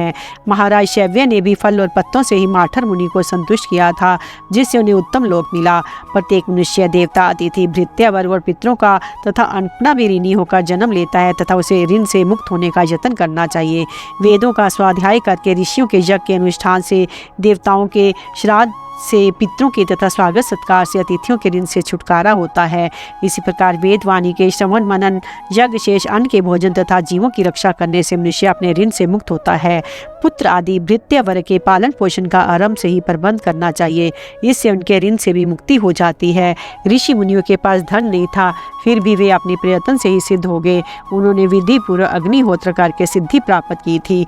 असित, देवल, नारद, पर्वत, कक्षिवान, जमदग्नि नंदन, परशुराम, आत्मज्ञानी, तांडेय, वशिष्ठ, जमदग्नि, विश्वामित्र, अत्रि, भरद्वाज, हरिश्मर्षु, कुंडधार तथा श्रुतश्रवा आदि महर्षियों ने एकाग्रचित होकर ऋग्वेद की ऋचाओं से विष्णु का स्तमन किया तथा उन्हीं की कृपा से तपस्या करके उत्तम सिद्धि पाई। जो पूजा के योग्य नहीं थे वे भी श्री विष्णु का स्तमन करके पूजनीय संत होकर उन्हीं को प्राप्त हो गए। इस लोक में निंदनीय आचरण करके किसी को भी अपनी अभ्युदय की आशा नहीं रखनी चाहिए। धर्म का पालन करते जो धन प्राप्त होता है वही सच्चा धन है। पापाचार से प्राप्त होने वाला धन तो धिक्कार के योग्य है। धन की इच्छा से सनातन धर्म का ही त्याग नहीं करना चाहिए। राजेंद्र, जो प्रतिदिन अग्निहोत्र करता है वही धर्मात्मा है, वही पुण्य करने वालों में श्रेष्ठ है, क्योंकि संपूर्ण वेद 3 अग्नियों में ही स्थित हैं। जिसका सदाचार कभी लुप्त नहीं होता वह ब्राह्मण अग्निहोत्री ही है। सदाचार संपादित होने पर अग्निहोत्र ना हो सके तो भी अच्छा है, किंतु सदाचार का त्याग करके केवल अग्निहोत्र करना कदापि कल्याणकारक नहीं है। अग्नि, आत्मा, माता, जन्म देने वाले पिता तथा गुरु, इन सबकी यथा योग्य सेवा करनी चाहिए। जो अभिमान का त्याग करके वृद्ध पुरुषों की सेवा करता, विद्वान एवं कामनाहीन होकर सबको प्रेम भाव से देखता, चालाकी से रहित हो, धर्म का आचरण करता और दूसरों का दमन नहीं करता है, वह श्लोक में श्रेष्ठ है तथा सत्पुरुष भी उसका आदर करते हैं। शूद्र के लिए तीनों वर्णों की सेवा ही उत्तम वृत्ति है। यदि वह प्रेम के साथ उसका पालन करे तो वह उसे धर्मिष्ठ बनाती है। मेरा तो ऐसा विचार है कि धर्म के जानने वाले सत्पुरुषों के संसर्ग में रहना करना हर हालत में अच्छा है, किंतु दुष्ट पुरुषों का संग किसी भी दशा में उत्तम नहीं है। साधु पुरुषों के समीप रहने से नीच वर्ण का मनुष्य भी प्रतिभाशाली हो जाता है। श्वेत वस्त्र को जैसे रंग में रंगा जाता है वैसे उसका रूप हो जाता है। इसी प्रकार जैसा संग किया जाता है वैसा ही रंग अपने ऊपर चढ़ता है। इसलिए गुणों में ही अनुराग करना चाहिए, दोषों में नहीं, क्योंकि मनुष्य का जीवन अनित्य और चंचल है। जो विद्वान सुख और दुख दोनों अवस्थाओं में शुभ कर्म का ही अनुष्ठान करता है वही शास्त्र के तत्व को जानता है। धर्म के विपरीत कर्म यदि लोक में बहुत लाभदायक हो तो भी बुद्धिमान पुरुष को उसका सेवन नहीं करना चाहिए, क्योंकि उससे अपना हित नहीं होता। जो राजा दूसरों की हजारों गौएं छीनकर दान करता है और प्रजा की रक्षा नहीं करता, वह नाम मात्र के लिए ही दानी है, उसे उसका कुछ फल नहीं मिलता। वास्तव में वे तो राजा नहीं लुटेरा है। जो राजा प्रतिदिन ब्राह्मणों का सत्कार करने के उन्हें अपनी शक्ति के अनुसार जितना हो सके उतना दान करता है, उसको उत्तम फल की प्राप्ति होती है। स्वयं ही ब्राह्मण के पास जाकर उसे संतुष्ट करते जो दान दिया जाता है वह सर्वोत्तम माना गया है। याचना करने पर दिए हुए दान को विद्वानों ने मध्यम बताया है, और अवहेलना तथा अश्रद्धा के साथ जो कुछ दिया जाता है उस दान को सत्यवादी मुनि अधम कहते हैं। मनुष्य संसार सागर में डूब रहा है, उसे नाना प्रकार के उपायों द्वारा सदा इसके पार उतरने का प्रयत्न करना चाहिए। जिस तरह भी बंधन से छुटकारा मिले वैसे उद्योग करना उचित है। ब्राह्मण इंद्रिय संयम से, क्षत्रिय युद्ध में विजय पाने से, वैश्य धन से और शूद्र सेवा कार्य में चतुराई रखने से शोभा पाता है। ब्राह्मण के यहाँ प्रतिक्रिया से मिला हुआ, क्षत्रिय के घर युद्ध से जीत कर लाया हुआ, वैश्य के पास न्यायपूर्वक कमाया हुआ और शूद्र के यहाँ सेवा से प्राप्त हुआ थोड़ा भी धन हो तो उसे उत्तम माना गया है। उस धन का यदि धर्म कार्य में उपयोग किया जाए तो वह महान फल देने वाला होता है। ब्राह्मण यदि जीविका के अभाव में क्षत्रिय अथवा वैश्य के धर्म से जीवन निर्वाह करे तो पतित नहीं होता, किंतु जब वह शूद्र के धर्म को अपनाता है तो तत्काल पतित हो जाता है। जब शूद्र सेवावृत्ति से जीविका ना चला सके तो उसके लिए भी व्यापार, पशुपालन तथा शिल्प कला आदि से जीवन निर्वाह करने की आज्ञा है। रंगमंच पर नाचना या खेल दिखाना, बहरूपये का काम करना, मदिरा और मांस बेचकर जीविका चलाना तथा लोहे और चमड़े की बिक्री करना, ये सब काम निंदनीय हैं। शूद्र भी यदि पूर्व परंपरा से उसके घर में ना काम न होते आए हों, स्वयं इनका आरंभ ना करे, जिसके यहाँ पहले से इनके करने की प्रथा हो वह भी छोड़ दे तो महान धर्म होता है। यदि सिद्धि प्राप्त करने के पश्चात कोई पुरुष घमंड में आकर पाप आचरण करने लगे तो उसका अनुकरण नहीं करना चाहिए। पुराणों में सुना जाता है कि पहले अधिकांश मनुष्य संयमी, धार्मिक और न्याय का अनुसरण करने वाले थे। उस समय अपराधियों को धिक्कार मात्र का ही दंड दिया जाता था। संसार के मनुष्य में सदा धर्म की ही प्रशंसा होती थी। धर्म में बड़े चढ़े लोग सद्गुणों का ही सेवन करते थे, किंतु धर्म का ये प्रचार असुरों से नहीं सहा गया। वे क्रमशः बढ़कर संपूर्ण प्रजा के शिर में व्याप्त हो गए। तब प्रजाओं में धर्म को नष्ट करने वाले घमंड का प्रादुर्भाव हुआ। दर्प के बाद क्रोध उत्पन्न हुआ। क्रोध से आक्रांत होने पर उनकी लाज छूट गई। विनय युक्त सदाचार का लोप हो गया। फिर मोह प्रकट हुआ। मोह से अब उनमें पहले की भांति विचार शक्ति ना रही। सब लोग अपने अपने सुख के लिए दूसरों को कष्ट पहुंचाने लगे। अब उन्हें राह पर लाने में धिक्कार का दंड सफल न हो सका। सभी मनुष्य देवता और ब्राह्मणों का अपमान करके मन माना व्यवहार करने लगे। ये अवस्था आ जाने पर संपूर्ण देवता भगवान शंकर की शरण गए। तब शिवजी ने देवताओं के तेज से प्रबल हुए एक ही बाण के द्वारा 3 नगरों सहित आकाश में विचरने वाले समस्त अस्त्रों को मारकर पृथ्वी पर गिरा दिया। उन अस्त्रों का स्वामी भयंकर आकार वाला तथा भीषण पराक्रम दिखाने वाला था। देवताओं को उससे बड़ा भय होता था, किंतु भगवान शूलपाणी ने उसे भी मौत के घाट उतार दिया। उसके मारे जाने पर सब मनुष्य प्रकृतिस्थ हो गए। उन्हें पूर्ववत वेद और शास्त्रों का ज्ञान हो गया। तत्पश्चात शपथ ऋषियों ने इंद्र को स्वर्ग में देवताओं के राज्य पर अभिषिक्त किया और वे स्वयं मनुष्यों के शासन कार्य में लग गए। सब ऋषियों के बाद वी पृथु नामक राजा भूमंडल का स्वामी हुआ तथा और भी बहुत से क्षत्रिय छोटे छोटे मंडलों के अधिपति हुए। इसलिए मैं शास्त्र के अनुसार खूब सोच विचार कर कहता हूँ, मनुष्य को सिद्धि तो अवश्य प्राप्त करनी चाहिए, किंतु हिंसात्मक कर्म त्याग देना चाहिए। बुद्धिमान धर्म कर्म करने के लिए न्याय का त्याग कर पाप मिश्रित मार्ग से धन का संग्रह ना करे, क्योंकि उससे कल्याण नहीं होता। राजन, तुम भी इसी तरह जितेंद्रिय क्षत्रिय बनकर बंधु बांधवों से प्रेम रखते हुए प्रजा, भृत्य और पुत्रों का सब धर्म के अनुसार पालन करो। इष्ट अनिष्ट की प्राप्ति, वैर और प्रेम का अनुभव करते करते जीव के हजारों जन्म बीत जाते हैं। इसलिए तुम सद्गुणों से अनुराग करो, दोषों में नहीं। महाराज, मनुष्यों में जैसी धर्म अधर्म की प्रवृत्ति होती है वैसे मनुष्यतर प्राणियों में नहीं होती। धर्म प्रायण विद्वान सबको आत्म भाव से देखता हुआ संसार में विचरता रहे, किसी भी जीव की हिंसा ना करे। जब मनुष्य का मन कामना और संस्कारों से रहित असत्य से दूर हो जाता है उस समय वह कल्याण को प्राप्त होता है। गृहस्थ आश्रम में मनुष्य को गौ, खेती बाड़ी, धन दौलत स्त्री पुत्र और भृत्यों से संबंध हो जाता है। इस प्रकार प्रवृत्ति मार्ग में रहकर वह प्रतिदिन इन वस्तुओं को देखता है किंतु उनकी अनित्यता को नहीं जानता, इसलिए उसके मन में राग और द्वेष बढ़ने लगते हैं। राग द्वेष के वशीभूत होकर जब मनुष्य द्रव्य में आसक्त हो जाता है तो मोह की कन्या रति आकर उसे अपने वश में कर लेती है। रति की उपासना करने वाले सभी लोग भोगी को ही कृतार्थ समझते हैं और रति के द्वारा जो विषय सुख प्राप्त होता है उससे बढ़कर वे दूसरा कोई सुख नहीं मानते।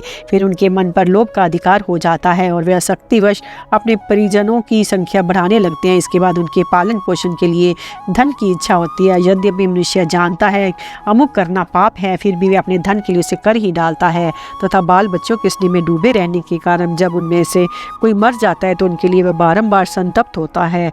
धन से जब लोक में सम्मान बढ़ता है तो वे सदा इस बात का प्रयत्न करते हैं कभी हेठी न होने पावे। भोग विलास की सामग्रियों से संपन्न होने के लिए जो कुछ आवश्यक समझता है उसे ही वह करता है तथा उसी से एक दिन नष्ट हो जाता है। वास्तव में जो शुभ कर्मों का अनुष्ठान करते हैं उनसे सुख पाने की इच्छा नहीं रखते। उन समतप बुद्धि से युक्त ब्रह्मवादी पुरुषों को स्नातन पद की प्राप्ति होती है।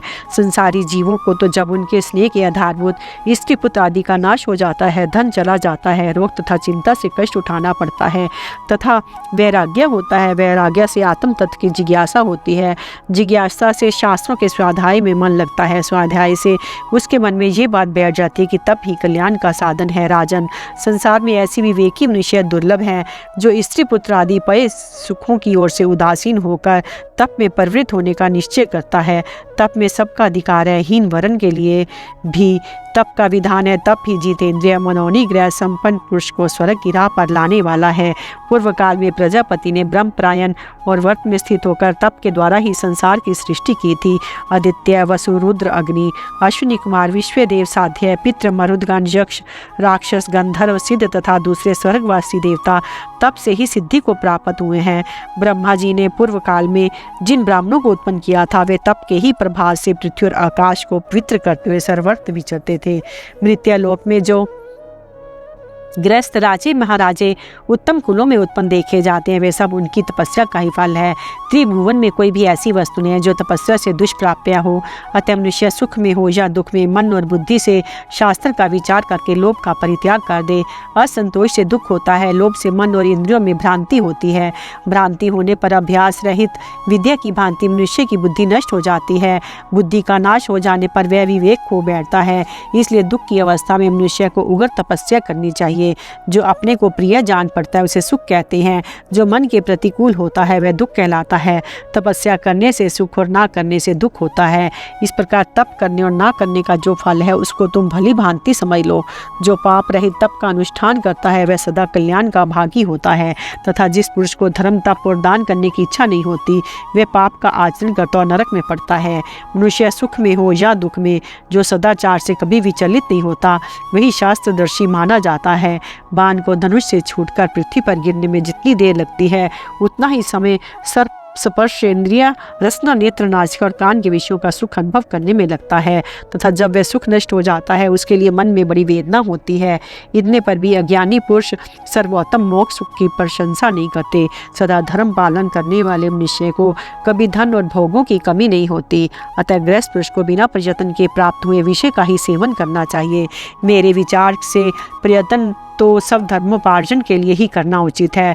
जब उत्तम कुल में उत्पन्न सम्मानित तथा शास्त्र के अर्थ को जानने वाले पुरुषों का और असमर्था के कारण कर्म धर्म से रहित आत्म तप से अनभिज्ञ मनुष्य का भी लौकिक कर्म नष्ट हो जाता है तो तप के सिवा दूसरा कोई कर्म नहीं है जो उन्हें अक्षय फल देने वाला हो। गृहस्थ को सर्वथा अपने कर्तव्य का निश्चय करके सब धर्म का पालन करते हुए कुशलतापूर्वक यज्ञ तथा श्राद्ध आदि कर्मों का अनुष्ठान करना चाहिए। जैसे संपूर्ण नदियाँ और नद समुद्र से जाकर मिलते हैं उसी प्रकार समस्त आश्रमी गृहस्थ के ही सहारे जीवन धारण करते हैं। राजा जनक के भिन्न भिन्न प्रश्न और पराशर जी द्वारा उनके समाधान। पराशर गीता। राजा जनक ने कहा, भगवान, अब आप पहले मुझे वर्णों के विशेष धर्म बतलाइए, फिर सामान्य धर्मों का भी वर्णन कीजिए, क्योंकि आप सब विषयों को प्रतिपादन करने में कुशल हैं। पराशर जी ने कहा, राजन, दान लेना, यज्ञ कराना और विद्या पढ़ाना ये ब्राह्मण के विशेष धर्म है। प्रजा की रक्षा करना क्षत्रिय के लिए उत्तम है। खेती, गौ रक्षा, व्यापार ये वैश्य के प्रधान कर्म है। द्विजातियों की सेवा शूद्र का मुख्य धर्म है। ये वर्णों के विशेष धर्म बताए गए हैं। अब इनके सामान्य धर्मों का वर्णन विस्तार के सुनो। दया, अहिंसा, सावधानी, दान, श्राद्ध कर्म, अतिथि सत्कार, सत्य, अक्रोध, अपनी ही पत्नी में संतुष्ट रहना, पवित्रता रखना, किसी के दोष ना देखना, आत्मज्ञान तथा सहनशीलता ये सामान्य धर्म है। ब्राह्मण, क्षत्रिय तथा वैश्य इन तीन वर्णों को द्विजाति कहते हैं। उपयुक्त धर्मों में इन तीनों का समान अधिकार है। उक्त तीनों वर्ण विपरीत कर्म का आचरण करने पर नीचे गिरते हैं और अपने वर्णोचित कर्म में स्थित रहकर उन्नति प्रदान करते हैं। शूद्र जाति के लिए किसी वैदिक संस्कार का विधान नहीं है। उस वेदोक्त कर्मों के अनुष्ठान का भी अधिकार नहीं है, किंतु पूर्वोक्त साधारण धर्मों का उसके लिए भी निषेध नहीं किया गया। हीन वर्ण के मनुष्य यदि अपना उद्धार करना चाहे तो सदाचार का पालन करते हुए आत्मा को उन्नत बनाने वाली समस्त क्रियाओं का अनुष्ठान करे, किंतु वैदिक मंत्रों का उच्चारण ना करे। ऐसा करने से वे दोष के भागी नहीं होते। इत्र जातीय मनुष्य भी ज्यों ज्यों सदाचार का अनुष्ठान करते हैं, त्यों ही त्यों सुख पाकर यही लोक और परलोक में भी आनंद भोगते हैं। राजा जनक ने पूछा, महामुने, मनुष्य अपने कर्म से दोष का भागी होता है या जाति से? मेरे मन में ये संदेह उत्पन्न हुआ है, आप इसका समाधान कीजिए। पराशर जी ने कहा, महाराज, इसमें संदेह नहीं कि कर्म और जाति दोनों ही दोषकारक होते हैं, किंतु इसमें जो विशेष बात है उसे बताता हूँ, सुनो। जाति और कर्म में से किसी का आश्रय लेकर बुरे कर्मों का सेवन नहीं करना चाहिए। जाति से दूषित होकर भी जो पाप नहीं करता वह पुरुष दोष का भागी नहीं होता, किंतु जो जाति से उत्तम होकर भी निंदा के योग्य कर्म करता है उसका वह कर्म उसको दूषित बना देता है। अतः नीच जाति की अपेक्षा नीच कर्म ही बुरा है। जनक ने पूछा, द्विज श्रेष्ठ, इस संसार में कौन कौन से ऐसे धर्मानुकूल कर्म हैं जिनकी कभी किसी भी प्राणी की हिंसा नहीं होती? पराशर जी ने कहा, महाराज, जो कर्म अहिंसा के अनुकूल तथा सदा मनुष्य की रक्षा करने वाले हैं उन्हें बताता हूँ, सुनो। जो लोग अग्निहोत्र को त्याग, संन्यास धारण कर उदासीन भाव से सब कुछ देखते रहते हैं, वे सब प्रकार की चिंताओं से रहित हो क्रमशः कल्याण पथ पर आ जाते हैं। प्रश्य, विनय, इंद्रिय संयम तथा उत्तम व्रतों से युक्त हो समस्त कर्मों का परित्याग करके जरा मृत्यु से रहित अविनाशी पद को प्राप्त होते हैं। राजन, सभी वर्ण के लोग यदि हिंसा प्रधान कर्मों को त्याग कर धर्म का पालन और सत्य भाषण करने लगे तो वे निस्संदेह स्वर्ग प्राप्त कर सकते हैं। जो पिता, मित्र, गुरु तथा धर्म पत्नी के प्रति यथा योग्य प्रेम नहीं रखते, उन गुणहीन मनुष्य को पिता आदि से कोई सुख नहीं मिलता, परंतु जो उनके अन्यायी भक्त, प्रियवादी, हित साधन में तत्पर और उनके वश में रहने वाले हैं, उन्हें पिता आदि के सेवन का यथा योग्य फल अवश्य प्राप्त होता है। पिता मनुष्य के लिए सर्वश्रेष्ठ देवता है, ज्ञान की प्राप्ति सबसे बड़ा लाभ है तथा जिन्होंने इंद्रिय उनके विषयों को जीत लिया है वे ही परमात्मा को प्राप्त करते हैं। क्षत्रिय का बालक यदि रण आंगन में घायल होकर बाणों की चित पर भस्म होता है तो वह देव दुर्लभ लोकों में जाता है और वहां आनंद पूर्वक रहकर स्वर्गीय सुख भोगता है। राजन, जो युद्ध में थका हुआ हो, भयभीत हो, जिसने हथियार नीचे डाल दिए हो, जो रोता हो, पीठ दिखाकर भाग रहा हो, जिसके पास युद्ध का कोई भी स्मार न रह गया हो, जो युद्ध का उद्योग छोड़ चुका हो, रोगी हो, प्राणों की भिक्षा चाहता हो तथा बालक या वृद्ध हो, उसका वध नहीं करना चाहिए। हाँ, जिसके पास लड़ाई का सामान हो, जो युद्ध करने के लिए तैयार हो और अपने बराबर का हो, उस क्षत्रिय को जीतने का प्रयत्न अवश्य करना चाहिए। अपने समान या अपने से बड़े वीर के हाथ से मरना अच्छा माना गया है। अपने से हीन कात्र अथवा दीन पुरुष के हाथ होने वाली मृत्यु निंदित है, क्योंकि पाप करने वाला पापी और अधम श्रेणी के मनुष्य के हाथ से जो वध होता है वह पाप रूप ही माना जाता है तथा वह नरक में गिराने वाला है। यही शास्त्र का निश्चय है। मौत के वश में पड़े हुए को कोई बचा नहीं सकता, जिसकी आयु शेष है उसे कोई मार नहीं सकता। मरने की इच्छा वाले गृहस्थों के लिए तो वही मृत्यु सबसे उत्तम मानी गई है, जो किसी पवित्र नदी के तट पर शुभ कर्मों का अनुष्ठान करते हुए प्राप्त हो। संसार के समस्त प्राणियों में चलने फिरने वाले जीव श्रेष्ठ माने गए हैं। इनमें जो मनुष्य और मनुष्यों में भी द्विज उत्तम है, द्विजों में बुद्धिमान तथा बुद्धिमानों में विचार कुशल श्रेष्ठ समझे जाते हैं। उनमें जो अहंकार रहित उन्हें सर्वश्रेष्ठ माना गया है। सूर्य की उत्तरायण होने पर उत्तम नक्षत्र तथा पवित्र मुहूर्त में जिसकी मृत्यु होती है उसे पुण्य आत्मा जानना चाहिए। वह किसी को भी कष्ट न देकर अपने पाप को नष्ट कर डालता है। शक्ति के अनुसार शुभ कर्म करके स्वेच्छा से मृत्यु को अंगीकार करता है। विष खा लेने से, गले में फांसी लगाने से, आग आग में जलने से, लुटेरों को हाथ से तथा दाढ़ वाले पशु के आघात से जो वध होता है वह भी अधम श्रेणी का माना जाता है। पुण्य कर्म करने वाले मनुष्य इस तरह के उपायों से प्राण नहीं देते, अतः ऐसे ही दूसरे अधम उपायों से भी उनकी मृत्यु नहीं होती। राजन, पुण्य आत्मा पुरुषों के प्राण ब्रह्मेंद्र को भेद कर निकलते हैं, जिनमें पुण्य का भाग आधा ही है, अर्थात जो पाप पुण्य दोनों से युक्त हैं उनके प्राण मध्य द्वार, मुख, नेत्र आदि से बाहर होते हैं। जिन्होंने केवल पाप ही किया है उनके प्राण अद्यो मार्ग, गुदा या शीशन से निकलते हैं। पुरुष का एक ही शत्रु है, उसके समान दूसरा कोई शत्रु नहीं है, वह है अज्ञान, जिससे आवृत और प्रेरित होकर मनुष्य अत्यंत घोर और कठोर कर्म करने लगता है। उस शत्रु को पराजित करने में वही समर्थ हो सकता है जो वेदोक्त धर्म के पालन पूर्वक वृद्ध पुरुषों की सेवा करके प्रज्ञा प्राप्त कर ले, क्योंकि अज्ञान में शत्रु को जीतना प्रयत्न साध्य है। वह प्रज्ञा रूपी बाण की चोट खाकर ही नष्ट होता है। द्विज को पहले ब्रह्मचर्य आश्रम में रहकर वेदाध्ययन एवं तपस्या करनी चाहिए, फिर गृहस्थ आश्रम में प्रवेश करके अपनी शक्ति के अनुसार इंद्रिय संयम पूर्वक पंच महायज्ञों का अनुष्ठान करना चाहिए। तत्पश्चात अपने पुत्र को घर बार की रक्षा में नियुक्त कर कल्याण मार्ग में स्थित हो धर्म पालन की इच्छा से वन में प्रवेश करना चाहिए। राजन, मनुष्य की योनि ही वह अद्वितीय योनि है जिसे पाकर शुभ कर्मों के अनुष्ठान से आत्मा का उद्धार किया जा सकता है। कौन से ऐसा उपाय करें जिससे हम इस मनुष्य योनि से नीचे न गिरना पड़े। ये सोचकर और वैदिक प्रमाणों पर विचार करके सब लोगों को धर्म का अनुष्ठान करना चाहिए। अत्यंत दुर्लभ मनुष्य शरीर को पाकर भी जो दूसरों से द्वेष और धर्म का अनादर करता है तथा कामनाओं में आसक्त हो जाता है, वह महान लाभ से वंचित होता है। जो मनुष्य समस्त प्राणियों को स्नेह भरी दृष्टि से देखता है तथा सब लोगों को सांत्वना और अन्न देकर सबसे मीठे वचन बोलकर सभी के दुख सुख में समान भाव से हाथ बटाता है, वह परलोक में सम्मानित स्थान प्राप्त करता है। राजन, सरस्वती नदी, नैमिषारण्य क्षेत्र, पुष्कर क्षेत्र तथा और भी जो पृथ्वी के पावन तीर्थ हैं उनमें जाकर दान और त्याग करें, शांत भाव से रहें और तपस्या तीर्थ के जल से अपने शरीर की शुद्धि करें।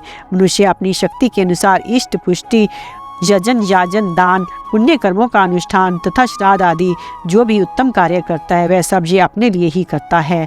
धर्म शास्त्र और खड़ंगों सहित वेद पुण्य कर्म करने वाले पुरुष के कल्याण ही धर्म का उपदेश करते हैं। भीष्म जी कहते हैं, महात्मा पराशर मुनि ने जब मिथिला नरेश को इस प्रकार उपदेश दिया तो उन्होंने पुनः प्रश्न किया। राजा जनक ने पूछा, ब्राह्मण श्रेय का साधन क्या है, उत्तम गति कौन सी है, कौन सी कर्म नष्ट नहीं होता तथा कहाँ जाने पर जीव को यहाँ फिर लौटना नहीं पड़ता। पराशर जी ने कहा, राजा, आसक्ति का अभाव तथा ज्ञान ये श्रेय की जड़ है। ज्ञान से प्राप्त होने वाली गति ही सबसे उत्तम गति है। स्वयं किया हुआ तप तथा सुपात्र को दिया हुआ दान ये कभी नष्ट नहीं होते। जो अधर्म में बंधन का उच्छेद करके धर्म में अनुरक्त हो जाता और संपूर्ण प्राणियों का अभेदान कर देता है उसे उत्तम सिद्धि प्राप्त होती है।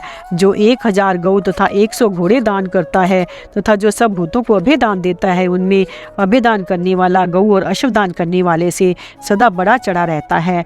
विशुद्ध बुद्धि वाला पुरुष विषयों के बीच में रहता हुआ भी असंग होने के कारण उनमें नहीं रहने के बराबर है, किंतु जिसकी बुद्धि दूषित होती है वह विषयों के निकट ना होने पर भी सदा उन्हीं में रहता है। जैसे पानी कमल के पत्ते में नहीं सटता, उसी प्रकार अधर्म ज्ञानी पुरुष को नहीं लिप्त कर सकता, किंतु जिस तरह लाह काठ में अधिक चिपट जाती है वैसे ही पाप अज्ञानी मनुष्य को विशेष रूप से बांधता है। अधर्म केवल फल प्रदान के अवसर की प्रतीक्षा करता रहता है, वह कर्ता का त्याग नहीं करता। कर्ता को समय आने पर उसका फल अवश्य भोगना पड़ता है। जो परमादवश ज्ञानेंद्रियों और कर्मेंद्रियों के द्वारा होने वाले पापों पर विचार नहीं करता तथा शुभ और अशुभ में आसक्त रहता है उसे महान भय की प्राप्ति होती है। परंतु जो वीतराग होकर क्रोध को जीत लेता और सदाचार का पालन करता है वह विषयों में रहकर भी पाप नहीं करता। जैसे प्रवाह के समय सुदृढ़ बांध देने वाले जल बढ़ता है, उसी प्रकार जो धर्म की बांध कर मर्यादा के भीतर आबद्ध रहता है उसकी शक्ति संचय बढ़ता ही रहता है, उसे कभी दुख नहीं उठाना पड़ता। जिस प्रकार शुद्ध सूर्य एकांत मणि सूर्य के तेज को ग्रहण कर लेती है, उसी प्रकार साधक समाधि के द्वारा ब्रह्म के स्वरूप को ग्रहण करता है। जैसे तिल का तेल भिन्न भिन्न प्रकार के सुगंधित पुष्पों से वासित होकर अत्यंत मनोरम गंध ग्रहण करता है, वैसा ही शुद्ध चित्त पुरुषों का सत्वगुण सत्पुरुषों के संग के अनुसार अनुसार बढ़ता है। परंतु जिसकी बुद्धि विषयों में आसक्त हो जाती है उसे किसी तरह अपने हित का ज्ञान नहीं रहता। जैसे मछली कांटे में गुथे हुए मांस पर आकृष्ट होती है, उसी प्रकार वह सब प्रकार की वासनाओं से वासित चित्त के द्वारा विषयों की ओर आकृष्ट होकर दुख भोगता है। पुरुष के लिए धर्म करने का कोई खास समय नियत है, क्योंकि मृत्यु किसी की बाट नहीं जोती। जब मनुष्य हमेशा मौत के मुख में रहता है तो सदा धर्म का आचरण करते रहता ही उसके लिए शोभा की बात है। जैसे अंधा प्रतिदिन के अभ्यास से ही सावधानी के साथ बाहर से अपने घर में आ जाता है, उसी प्रकार ज्ञानी मनुष्य योगयुक्त चित्त के द्वारा उस परम गति को प्राप्त कर लेता है। जन्म में मृत्यु और मृत्यु में जन्म निहित है। जो मोक्ष धर्म को नहीं जानता वे अज्ञानी संसार में आबद्ध होकर जन्म मृत्यु के चक्र में घूमता रहता है। ज्ञान मार्ग से चलने वाले को ही लोक में भी सुख मिलता है और परलोक में भी। विस्तार क्लेश साध्य है तथा संक्षेप सुखपूर्वक होने वाले हैं। इनमें कर्म विस्तार तो प्रार्थ है, अनात्म भू स्वर्ग आदि लोगों की प्राप्ति कराने वाला है, किंतु त्याग आत्मा का कल्याण करने वाला माना गया है। जैसे कमल की नाल में लगी हुई कीचड़ तुरंत धुल जाती है, उसी प्रकार त्यागी पुरुष का आत्मा मन के बंधन से मुक्त हो जाता है। मन आत्मा को योग की ओर ले जाता है और योगी इस मन को योग युक्त करता है। इस प्रकार जब वह योग में सिद्धि प्राप्त कर लेता है तो उसे परमात्मा का साक्षात्कार होने लगता है। जो पर के लिए अर्थात इन ब्रह्म इंद्रियों की तृप्ति के लिए विषय भोगों में प्रवृत्त होकर इसे अपना मुख्य कार्य समझता है, वह अपने वास्तविक कर्तव्य से च्युत हो जाता है। जो विषय भोगों में आसक्त है वह कदापि मुक्त नहीं हो सकता, किंतु जो भोगों को त्याग देता वही मुक्त होने का निश्चय करता है।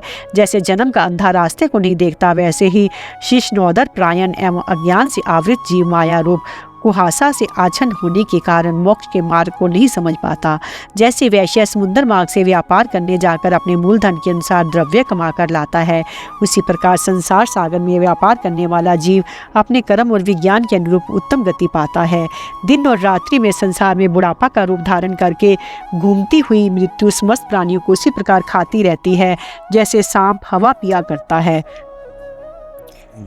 जीव जगत में जन्म लेकर अपने पूर्वकृत कर्मों का ही फल भोगता है। पूर्व जन्म में कुछ किए बिना यहाँ किसी को इष्ट या अनिष्ट की प्राप्ति नहीं होती। मनुष्य सोता हो, बैठा हो, चलता हो या विषय भोग में लगा हो, उसके शुभाशुभ कर्म हर समय साथ लगे रहते हैं। बीच समुद्र से किनारे पहुंचकर फिर कोई उसमें तैरने का साहस नहीं करता। उसी प्रकार संसार सागर से पार हुए जीव का फिर उसमें पड़ना असंभव दिखाई देता है। जैसे समुद्र में सब ओर से बहुत सी नदियां आकर मिलती हैं, उसी प्रकार मन योग के वशीभूत होकर मूल प्रकृति में लीन हो जाता है। जिनका मन नाना प्रकार के स्नेह बंधनों से जकड़ा हुआ है, वे अज्ञान के वश में पड़े हुए जीव बालू के मकान की तरह ढहकर नष्ट हो जाते हैं। जो देहधारी इस शरीर को ही घर और बाहर भीतर की पवित्रता को तीरथ समझकर ज्ञान मार्ग से चलता है, उसे इस लोक और परलोक में भी सुख मिलता है। कोई न कोई संकल्प मनोरथ लेकर ही लोग मित्र बनते हैं। कुटुंबी लोग किसी हेतु से ही नाता रखते हैं, और तो क्या स्त्री पुत्र और सेवक भी अपने धन के ही भूखे होते हैं। माता पिता भी किसी को कुछ नहीं देते, अपना किया हुआ दान ही परलोक के मार्ग में राह खर्च का काम देता है। प्रत्येक जीव अपने कर्म का ही फल भोगता है। पूर्व जन्म के किए हुए संपूर्ण शुभाशुभ कर्म जीव का अनुसरण करते हैं। कर्म फल को उपस्थित जानकर अंतरात्मा अपनी बुद्धि को तदनुकूल प्रेरणा देता है। जो पूर्ण उद्योग का सहारा लेकर तदनुकूल सहायकों का संग्रह करता है, उसका कोई भी कार्य अधूरा नहीं रहता।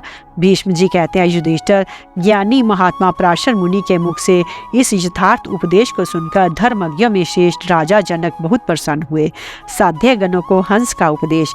युधिष्ठिर ने पूछा, पितामह, संसार में बहुत से विद्वान सत्य, दम, क्षमा और प्रज्ञा की प्रशंसा करते हैं, इस विषय में आपका कैसा विचार है? भीष्म जी ने कहा, युधिष्ठिर, इस विषय में साध्य गणों को हंस के साथ जो संवाद हुआ था वही पुराना इतिहास मैं तुम्हें सुना रहा हूँ। एक समय नित्य अजन्मा प्रजापति हंस का स्वरूप धारण करके तीनों लोकों में विचर रहे थे। घूमते घूमते वे साध्य गणों के पास पहुंचे। उस समय साध्यों ने उनसे कहा, हंस, हम लोग साध्य देते हैं, आपसे मोक्ष धर्म के विषय में प्रश्न करना चाहते हैं, क्योंकि आप मोक्ष तत्व के ज्ञाता हैं। महात्मन, हमने सुना है कि आप पंडित और धीर वक्ता हैं, उसकी उत्तम वाणी का सर्वत्र प्रचार है, इसलिए पूछते हैं, आपकी मत में सर्वश्रेष्ठ वस्तु क्या है? किसमें आपका मन रपता है? पक्षीराज, समस्त कार्यों में से जिस एक कार्य को अब सबसे उत्तम समझते हो तथा जिस करने से जीव को सब प्रकार से बंधनों से शीघ्र छुटकारा मिल सके, उसी का हमें उपदेश कीजिए। हंस ने कहा, अमृत पीने वाले देवताओं, मैं तो सुनता हूँ, तप, इंद्रिया संयम, सत्य भाषण और मनौनी ग्रह आदि कार्य ही सबसे उत्तम है। हृदय की गांठें खोलकर प्रिय और अप्रिय को अपने वश में करें, किसी के मन में आघात ना पहुंचावें, दूसरे से निष्ठुर बात ना बोलें, नीच मनुष्य से शास्त्र का रहस्य ना समझे, जिसे सुनकर औरों का उद्वेग होता है ऐसी नरक में डालने वाली अमंगलमयी बात भी ना कहें। वचन रूपी बाण जब मुंह से निकल पड़ते हैं तो उनकी चोट खाकर मनुष्य रात दिन शोक में डूबा रहता है। वे दूसरों के मर्म पर ही आघात पहुंचाते हैं, इसलिए विद्वान पुरुष को किसी पर बाग बाण का प्रयोग नहीं करना चाहिए। दूसरा कोई भी यदि विद्वान को कटु वचन रूपी बाणों से खूब घायल करे तो भी उसे शांत ही रहना चाहिए। दूसरों के क्रोध करने पर जो बदले में प्रसन्न ही रहता है वे उनके पुण्य को ग्रहण कर लेता है। जो जगत में निंदा कराने वाले और आवेश में डालने वाले प्रज्वलित को रोक लेता है, जिसका चित्त शांत एवं प्रसन्न रहता है तथा जो दूसरों के दोष नहीं देखता, वह पुरुष अपने से द्वेष रखने वाले के पुण्य ले लेता है। मुझे कोई गाली दे तो भी चुप रह जाता हूँ, कोई मारे तो भी उसे क्षमा करता हूँ। आर्यजन क्षमा, सत्य, सरल भाव, दया को ही श्रेष्ठ बताते हैं। वेदाध्ययन का फल है सत्य भाषण, उसका फल है इंद्रिय संयम और इंद्रिय संयम का फल है मोक्ष। यही संपूर्ण शास्त्रों का आदेश है।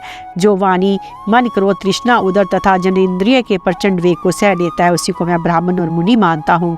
क्रोधी से क्रोध ना करने वाला असहनशील से सहनशील, अमानव से मानव तथा अज्ञानी से ज्ञानी श्रेष्ठ है। जो दूसरों की गाली सुनकर भी बदले में उसे गाली नहीं देता, उस क्षमाशील मनुष्य का दबा हुआ क्रोध ही गाली देने वाले को भस्म कर सकता है, उसके पुण्य को भी ले लेता है। दूसरे के मुँह से अपने लिए कड़वी बात सुनकर भी जो उसके प्रति कठोर या प्रिय कुछ भी नहीं कहता, तो किसी को मार खाकर भी धैर्य के कारण बदले में ना तो उसे मारता है ना उसकी बुराई चाहता है, उस महात्मा से मिलने के लिए देवता भी सदा ललायित रहते हैं। पाप करने वाला अपराधी अवस्था में अपने से बड़ा हो या बराबर, उसके द्वारा अपमानित होकर, मार खाकर, गाली सुनकर भी उसे क्षमा ही कर देना चाहिए। ऐसा करने वाला पुरुष परम सिद्धि को प्राप्त होगा। यद्यपि मैं सब प्रकार से परिपूर्ण हूँ तो भी श्रेष्ठ पुरुषों की उपासना करता हूँ। मुझ पर तृष्णा का जोर चलता है, ना क्रोध का। मैं लोभवश धर्म का अतिक्रमण नहीं करता, ना विषयों की इच्छा से कहीं आता जाता हूँ। कोई मुझे शाप देते तो भी मैं उसे शाप नहीं देता। मैं इंद्रिय संयम को ही मोक्ष का द्वार मानता हूँ। इस समय तुम लोगों को एक बहुत गुप्त बता रहा हूँ, सुनो। मनुष्य योनि से बनकर दूसरी कोई उत्तम योनि नहीं है। जिस प्रकार चंद्रमा बादलों के आवरण से अलग होकर प्रकाशमान दिखाई देता है, उसी प्रकार पापों के मूल मुक्त होकर शुद्ध चित्त हुआ धीर पुरुष धैर्यपूर्वक काल की प्रतीक्षा करता रहे। इससे वह सिद्धि को प्राप्त होता है। जो अपने मन को वश में करके आधार स्तंभ की भांति सबके आदर का पात्र होता है तथा जिसके प्रति सब लोग प्रसन्नता युक्त मधुर वचन बोलते हैं, वह मनुष्य देव भाव को प्राप्त हो जाता है। इसी से ढार रखने वाले मनुष्य जिस तरह उसके दोषों का वर्णन करना चाहते हैं, उस तरह उसके कल्याणकारी गुणों का बखान करना नहीं चाहते। जिसकी वाणी और मन सुरक्षित होकर परमात्मा के जप तथा चिंतन में लगे रहते हैं, वह वेदाध्ययन, तप और त्याग इन सब के फल को पा जाता है। इसलिए समझदार पुरुष को चाहिए कि वह कटु वचन कहने और अनादर करने वाले अज्ञानियों को उनके दोष बताकर समझाने का प्रयत्न ना करे, न दूसरों को बढ़ावा दे, न अपनी हिंसा करें। विद्वान को चाहिए कि वे अपमान पाकर अमृत पीने की भांति संतुष्ट हो, क्योंकि अपमानित पुरुष तो सुख से सोता है किंतु अपमान करने वाले का नाश हो जाता है। क्रोधी मनुष्य जो यज्ञ करता, दान देता और तपस्या अथवा हवन करता है, उन सब कर्मों के फल को यमराज हर लेते हैं। क्रोध करने वाले का सारा परिश्रम व्यर्थ जाता है। देवताओं, जो पुरुष अपने उपस्थ, उदर, दोनों हाथ और वाणी इन 4 द्वारों को पाप से बचाए रखता है, वही धर्मज्ञ है। जो सत्य, इंद्रिय संयम, सरलता, दया, धैर्य और क्षमा का विशेष सेवन करता है, स्वाध्याय में लगा रहता है, दूसरे की वस्तु नहीं लेना चाहता तथा एकांत में निवास करता है, वह परम गति को प्राप्त होता है। जैसे बछड़ा अपनी माता के चारों स्तनों का पान करता है, उसी प्रकार मनुष्य को उपयुक्त समस्त सद्गुणों का सेवन करना चाहिए। मेरी समझ में सत्य से बढ़कर पवित्र कुछ भी नहीं है। मैं चारों ओर घूमकर देवता और मनुष्यों से कहा करता हूँ कि जैसे जहाज समुद्र से पार होने का साधन है, उसी प्रकार सत्य ही स्वर्ग में पहुँचने की सीढ़ी है। पुरुष जैसे लोगों के साथ रहता है, जैसे मनुष्यों का संग करता है और जैसा होना चाहता है वैसा ही होता है। जैसे सफ़ेद कपड़े को जिस रंग में रंगा जाए वैसा ही हो जाता है, उसी प्रकार मनुष्य भी साधु, असाधु, तपस्वी या चोर जिसकी संगति करता है उसी के वश में हो जाता है। देवता लोग सदा सत्पुरुषों का संग करते हैं, उन्हीं की बातें सुनते हैं, इसलिए वे मनुष्यों के क्षण भंगुर भोगों को और देखने में भी नहीं जाते। करते। जो विषयों के बढ़ने घटने वाले स्वरूप को ठीक ठीक जानता है, उसकी समानता व चंद्रमा कर सकते हैं, ना वायु। जो दोषों का परित्याग करके हृदयांतवर्ती परमात्मा के ध्यान में स्थित रहता है, वही सत्पुरुषों के मार्ग पर चलने वाला है। उसी के साथ देवता प्रेम करते हैं जो सदा पेट पालने और उपस्थ इंद्रियों के भोग भोगने में ही लगे रहते हैं, तथा जो चोरी करने और कठोर वाणी बोलने वाले हैं, वे यदि उक्त कर्मों के दोष से छूट भी जाएं तो भी देवता लोग उन्हें पहचान कर दूर से ही त्याग देते हैं। सत्व गुण से रहित और सब कुछ भक्षण करने वाले पापाचारी मनुष्य देवताओं को संतुष्ट नहीं कर सकते। देवता तो सत्यवादी, कृतज्ञ और धर्मपरायण पुरुषों के ही साथ प्रेम करते हैं। बोलने से ना बोलना ही अच्छा है, किंतु जो बोलना ही पड़े तो सत्य बोलना वाणी की दूसरी विशेषता है। धर्मयुक्त बात कहना तीसरी और प्रिय बोलना चौथी विशेषता है। साधियों ने पूछा, हंस, इस लोक को किसने आवृत कर रखा है, क्योंकि इसका स्वरूप प्रकाशित नहीं होता। मनुष्य किस कारण से मित्रों का त्याग करता और क्यों वह स्वर्ग में नहीं जाने पाता? हंस ने कहा, देवताओं, इस लोक को अज्ञान ने आवृत कर रखा है। परस्पर्धा के कारण इसका स्वरूप प्रकाशित नहीं होता। मनुष्य लोभवश मित्रों का त्याग करते और आसक्ति के कारण वह स्वर्ग में नहीं जाने पाता। साधियों ने पूछा, ब्राह्मणों में ऐसा कौन है जो एकमात्र परम सुखी है? वह जो कौन है जो बहुतों के साथ रहकर भी मौन रहता है? कौन दुर्बल होकर भी बलवान है? और कौन किसी के साथ भी कलह नहीं करता? हंस ने कहा, ब्राह्मणों में जो ज्ञानी है एकमात्र वही परम सुखी है। ज्ञानी ही बहुतों के साथ रहकर भी मौन रहते हैं। वही दुर्बल होकर भी बलवान है, वही किसी के साथ भी कलह नहीं करता। साधियों ने पूछा, ब्राह्मणों में देवत्व क्या है, साधुता क्या है तथा उनमें असाधुता और मनुष्यता क्या है? हंस ने कहा, ब्राह्मणों में वे शास्त्रों का अध्ययन ही देवत्व है। व्रतों का पालन करना उनमें साधुता है। दूसरों निंदा करना असाधुता है। मृत्यु को प्राप्त होना उनमें मनुष्यता है। भीष्म जी कहते हैं, युधिष्ठिर, इस प्रकार ये जो साधियों का हंस के साथ संवाद हुआ था उसका मैंने तुमसे वर्णन किया। ये शरीर ही कर्मों की योनि है और सद्भाव ही सत्य वस्तु है। सांख्य और योग का अंतर बतलाते हुए योग मार्ग का वर्णन। युधिष्ठिर ने पूछा, तात, सांख्य और योग में क्या अंतर है, इसको बताने की कृपा करें, क्योंकि आपको सब बातों का ज्ञान है। भीष्म जी ने कहा, युधिष्ठिर, सांख्य के विद्वान सांख्य की और योग के जानने वाले योग की प्रशंसा करते हैं।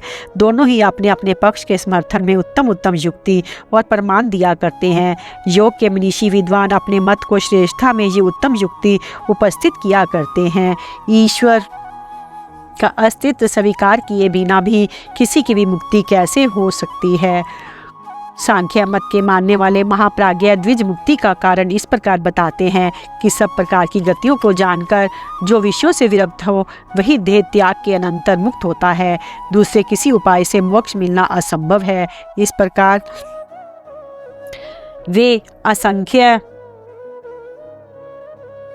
वे सांख्य को ही मोक्ष दर्शन कहते हैं। अपने अपने पक्ष में नियुक्ति युक्त होकर ग्राही होता है तथा सिद्धांत के अनुकूल हितकारक वचन मानने योग्य समझा जाता है। तुम्हारे जैसे लोगों को शिष्ट पुरुषों का ही मत ग्रहण करना चाहिए, क्योंकि शिष्ट पुरुष तुम्हारी प्रशंसा करते हैं। योग के विद्वान प्रधानतः प्रत्यक्ष प्रमाण को ही मानने वाले होते हैं और सांख्य मता अनुयायी शास्त्र प्रमाण पर विश्वास करते हैं। परंतु मैं उन दोनों मतों का तात्विक मानता हूँ। दोनों ही मतों का शिष्ट पुरुषों ने आदर किया। यदि शास्त्र के अनुसार उनका आचरण किया जाए तो दोनों ही परम गति को प्राप्त करा सकते हैं। बाहर भीतर की पवित्रता, तप, प्राणियों पर दया और व्रतों का पालन आदि बातें दोनों मतों में समान रूप से स्वीकार की गई हैं। केवल उनके दर्शन मात्र में अंतर है। युधिष्ठिर, योगी पुरुष केवल योग बल से राग, मोह, स्नेह, काम और क्रोध इन 5 दोषों को मूलोच्छेद करके परम पद को प्राप्त करता है। जैसे बड़े बड़े मत्स्य जाल काटकर फिर जल में समा जाते हैं, उसी प्रकार योगी अपने पापों का नाश करके परमात्म पद को प्राप्त करते हैं।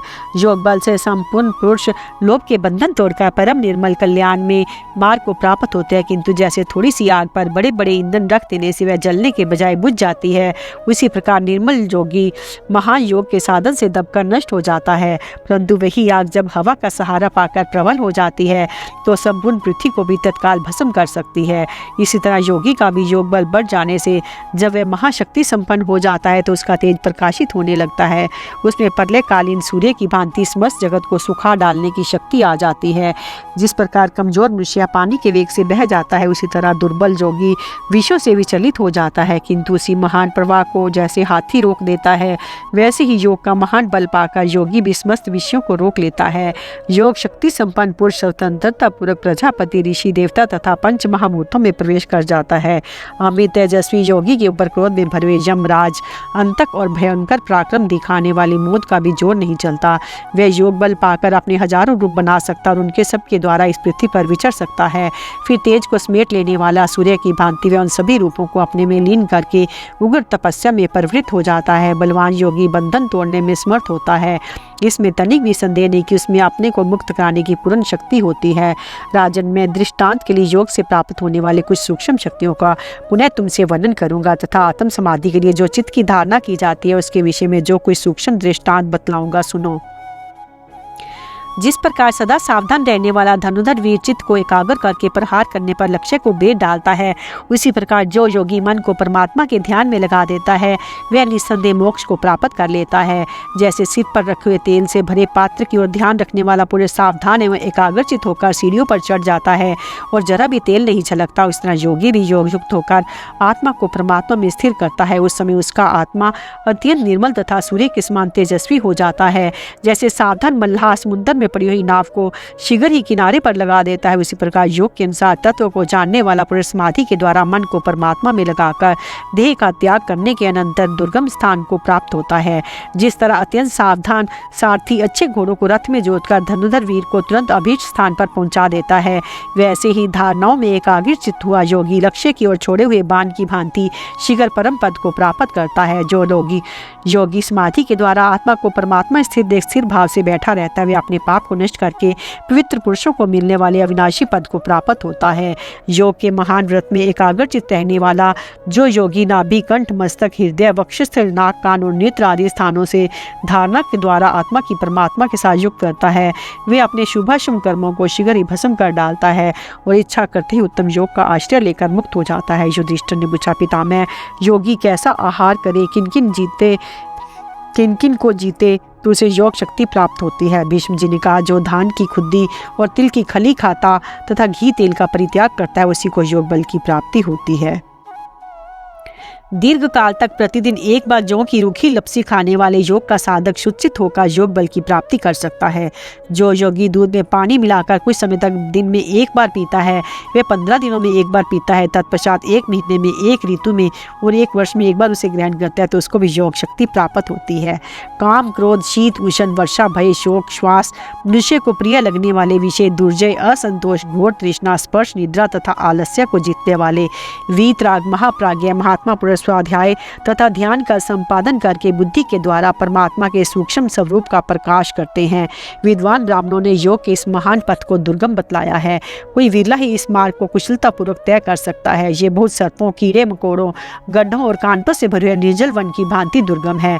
कोई द्विज इस मार्ग पर कुशल पूर्वक चल पाता है, क्योंकि इसमें बहुत सी कठिनाइयां हैं। छुरे की तीखी धार पर चाहे कोई सुगमता पूर्वक बैठ ले, किंतु जिनका चित्त शुद्ध नहीं है, ऐसे मनुष्य को योग की धारणाओं में स्थित रहना नितांत कठिन है। जो विधि प्रकार योग धारणाओं में स्थिर रहता है, वह जन्म, मृत्यु, सुख और दुख के बंधनों से छुटकारा पा जाता है। ये मैंने तूने योगी विषयक नाना शास्त्रों का सिद्धांत बतलाया है। योग साधना का जो कुछ कार्य है वह द्विजातियों के लिए ही निश्चित किया गया है, अर्थात उन्हीं का उसमें अधिकार है। योग सिद्ध महात्मा पुरुष यदि चाहे तो तुरंत ही मुक्त होकर प्राब्रह्म के स्वरूप को प्राप्त हो जाता है। वे अपने योग बल से ब्रह्मा, विष्णु, शिव, धर्म, कार्तिकेय तथा ब्रह्मपुत्र सनिकादिकों के विग्रह में प्रवेश कर सकता है। इसी प्रकार चंद्रमा, विश्वदेव, सर्प, पितृ, वन, पर्वत, समुद्र, नदी, मेघ, नाग, वृक्ष, यक्ष, दिशा, गंधर्व तथा स्त्री और पुरुषों में से प्रत्येक का स्वरूप धारण कर सकता है। युधिष्ठिर, परमात्मा से संबंध रखने वाली ये कल्याणमयी वार्ता प्रसंगवश तुम्हें सुनाई गई है। योग सिद्ध महात्मा पुरुष भगवान नारायण का स्वरूप हो जाता है।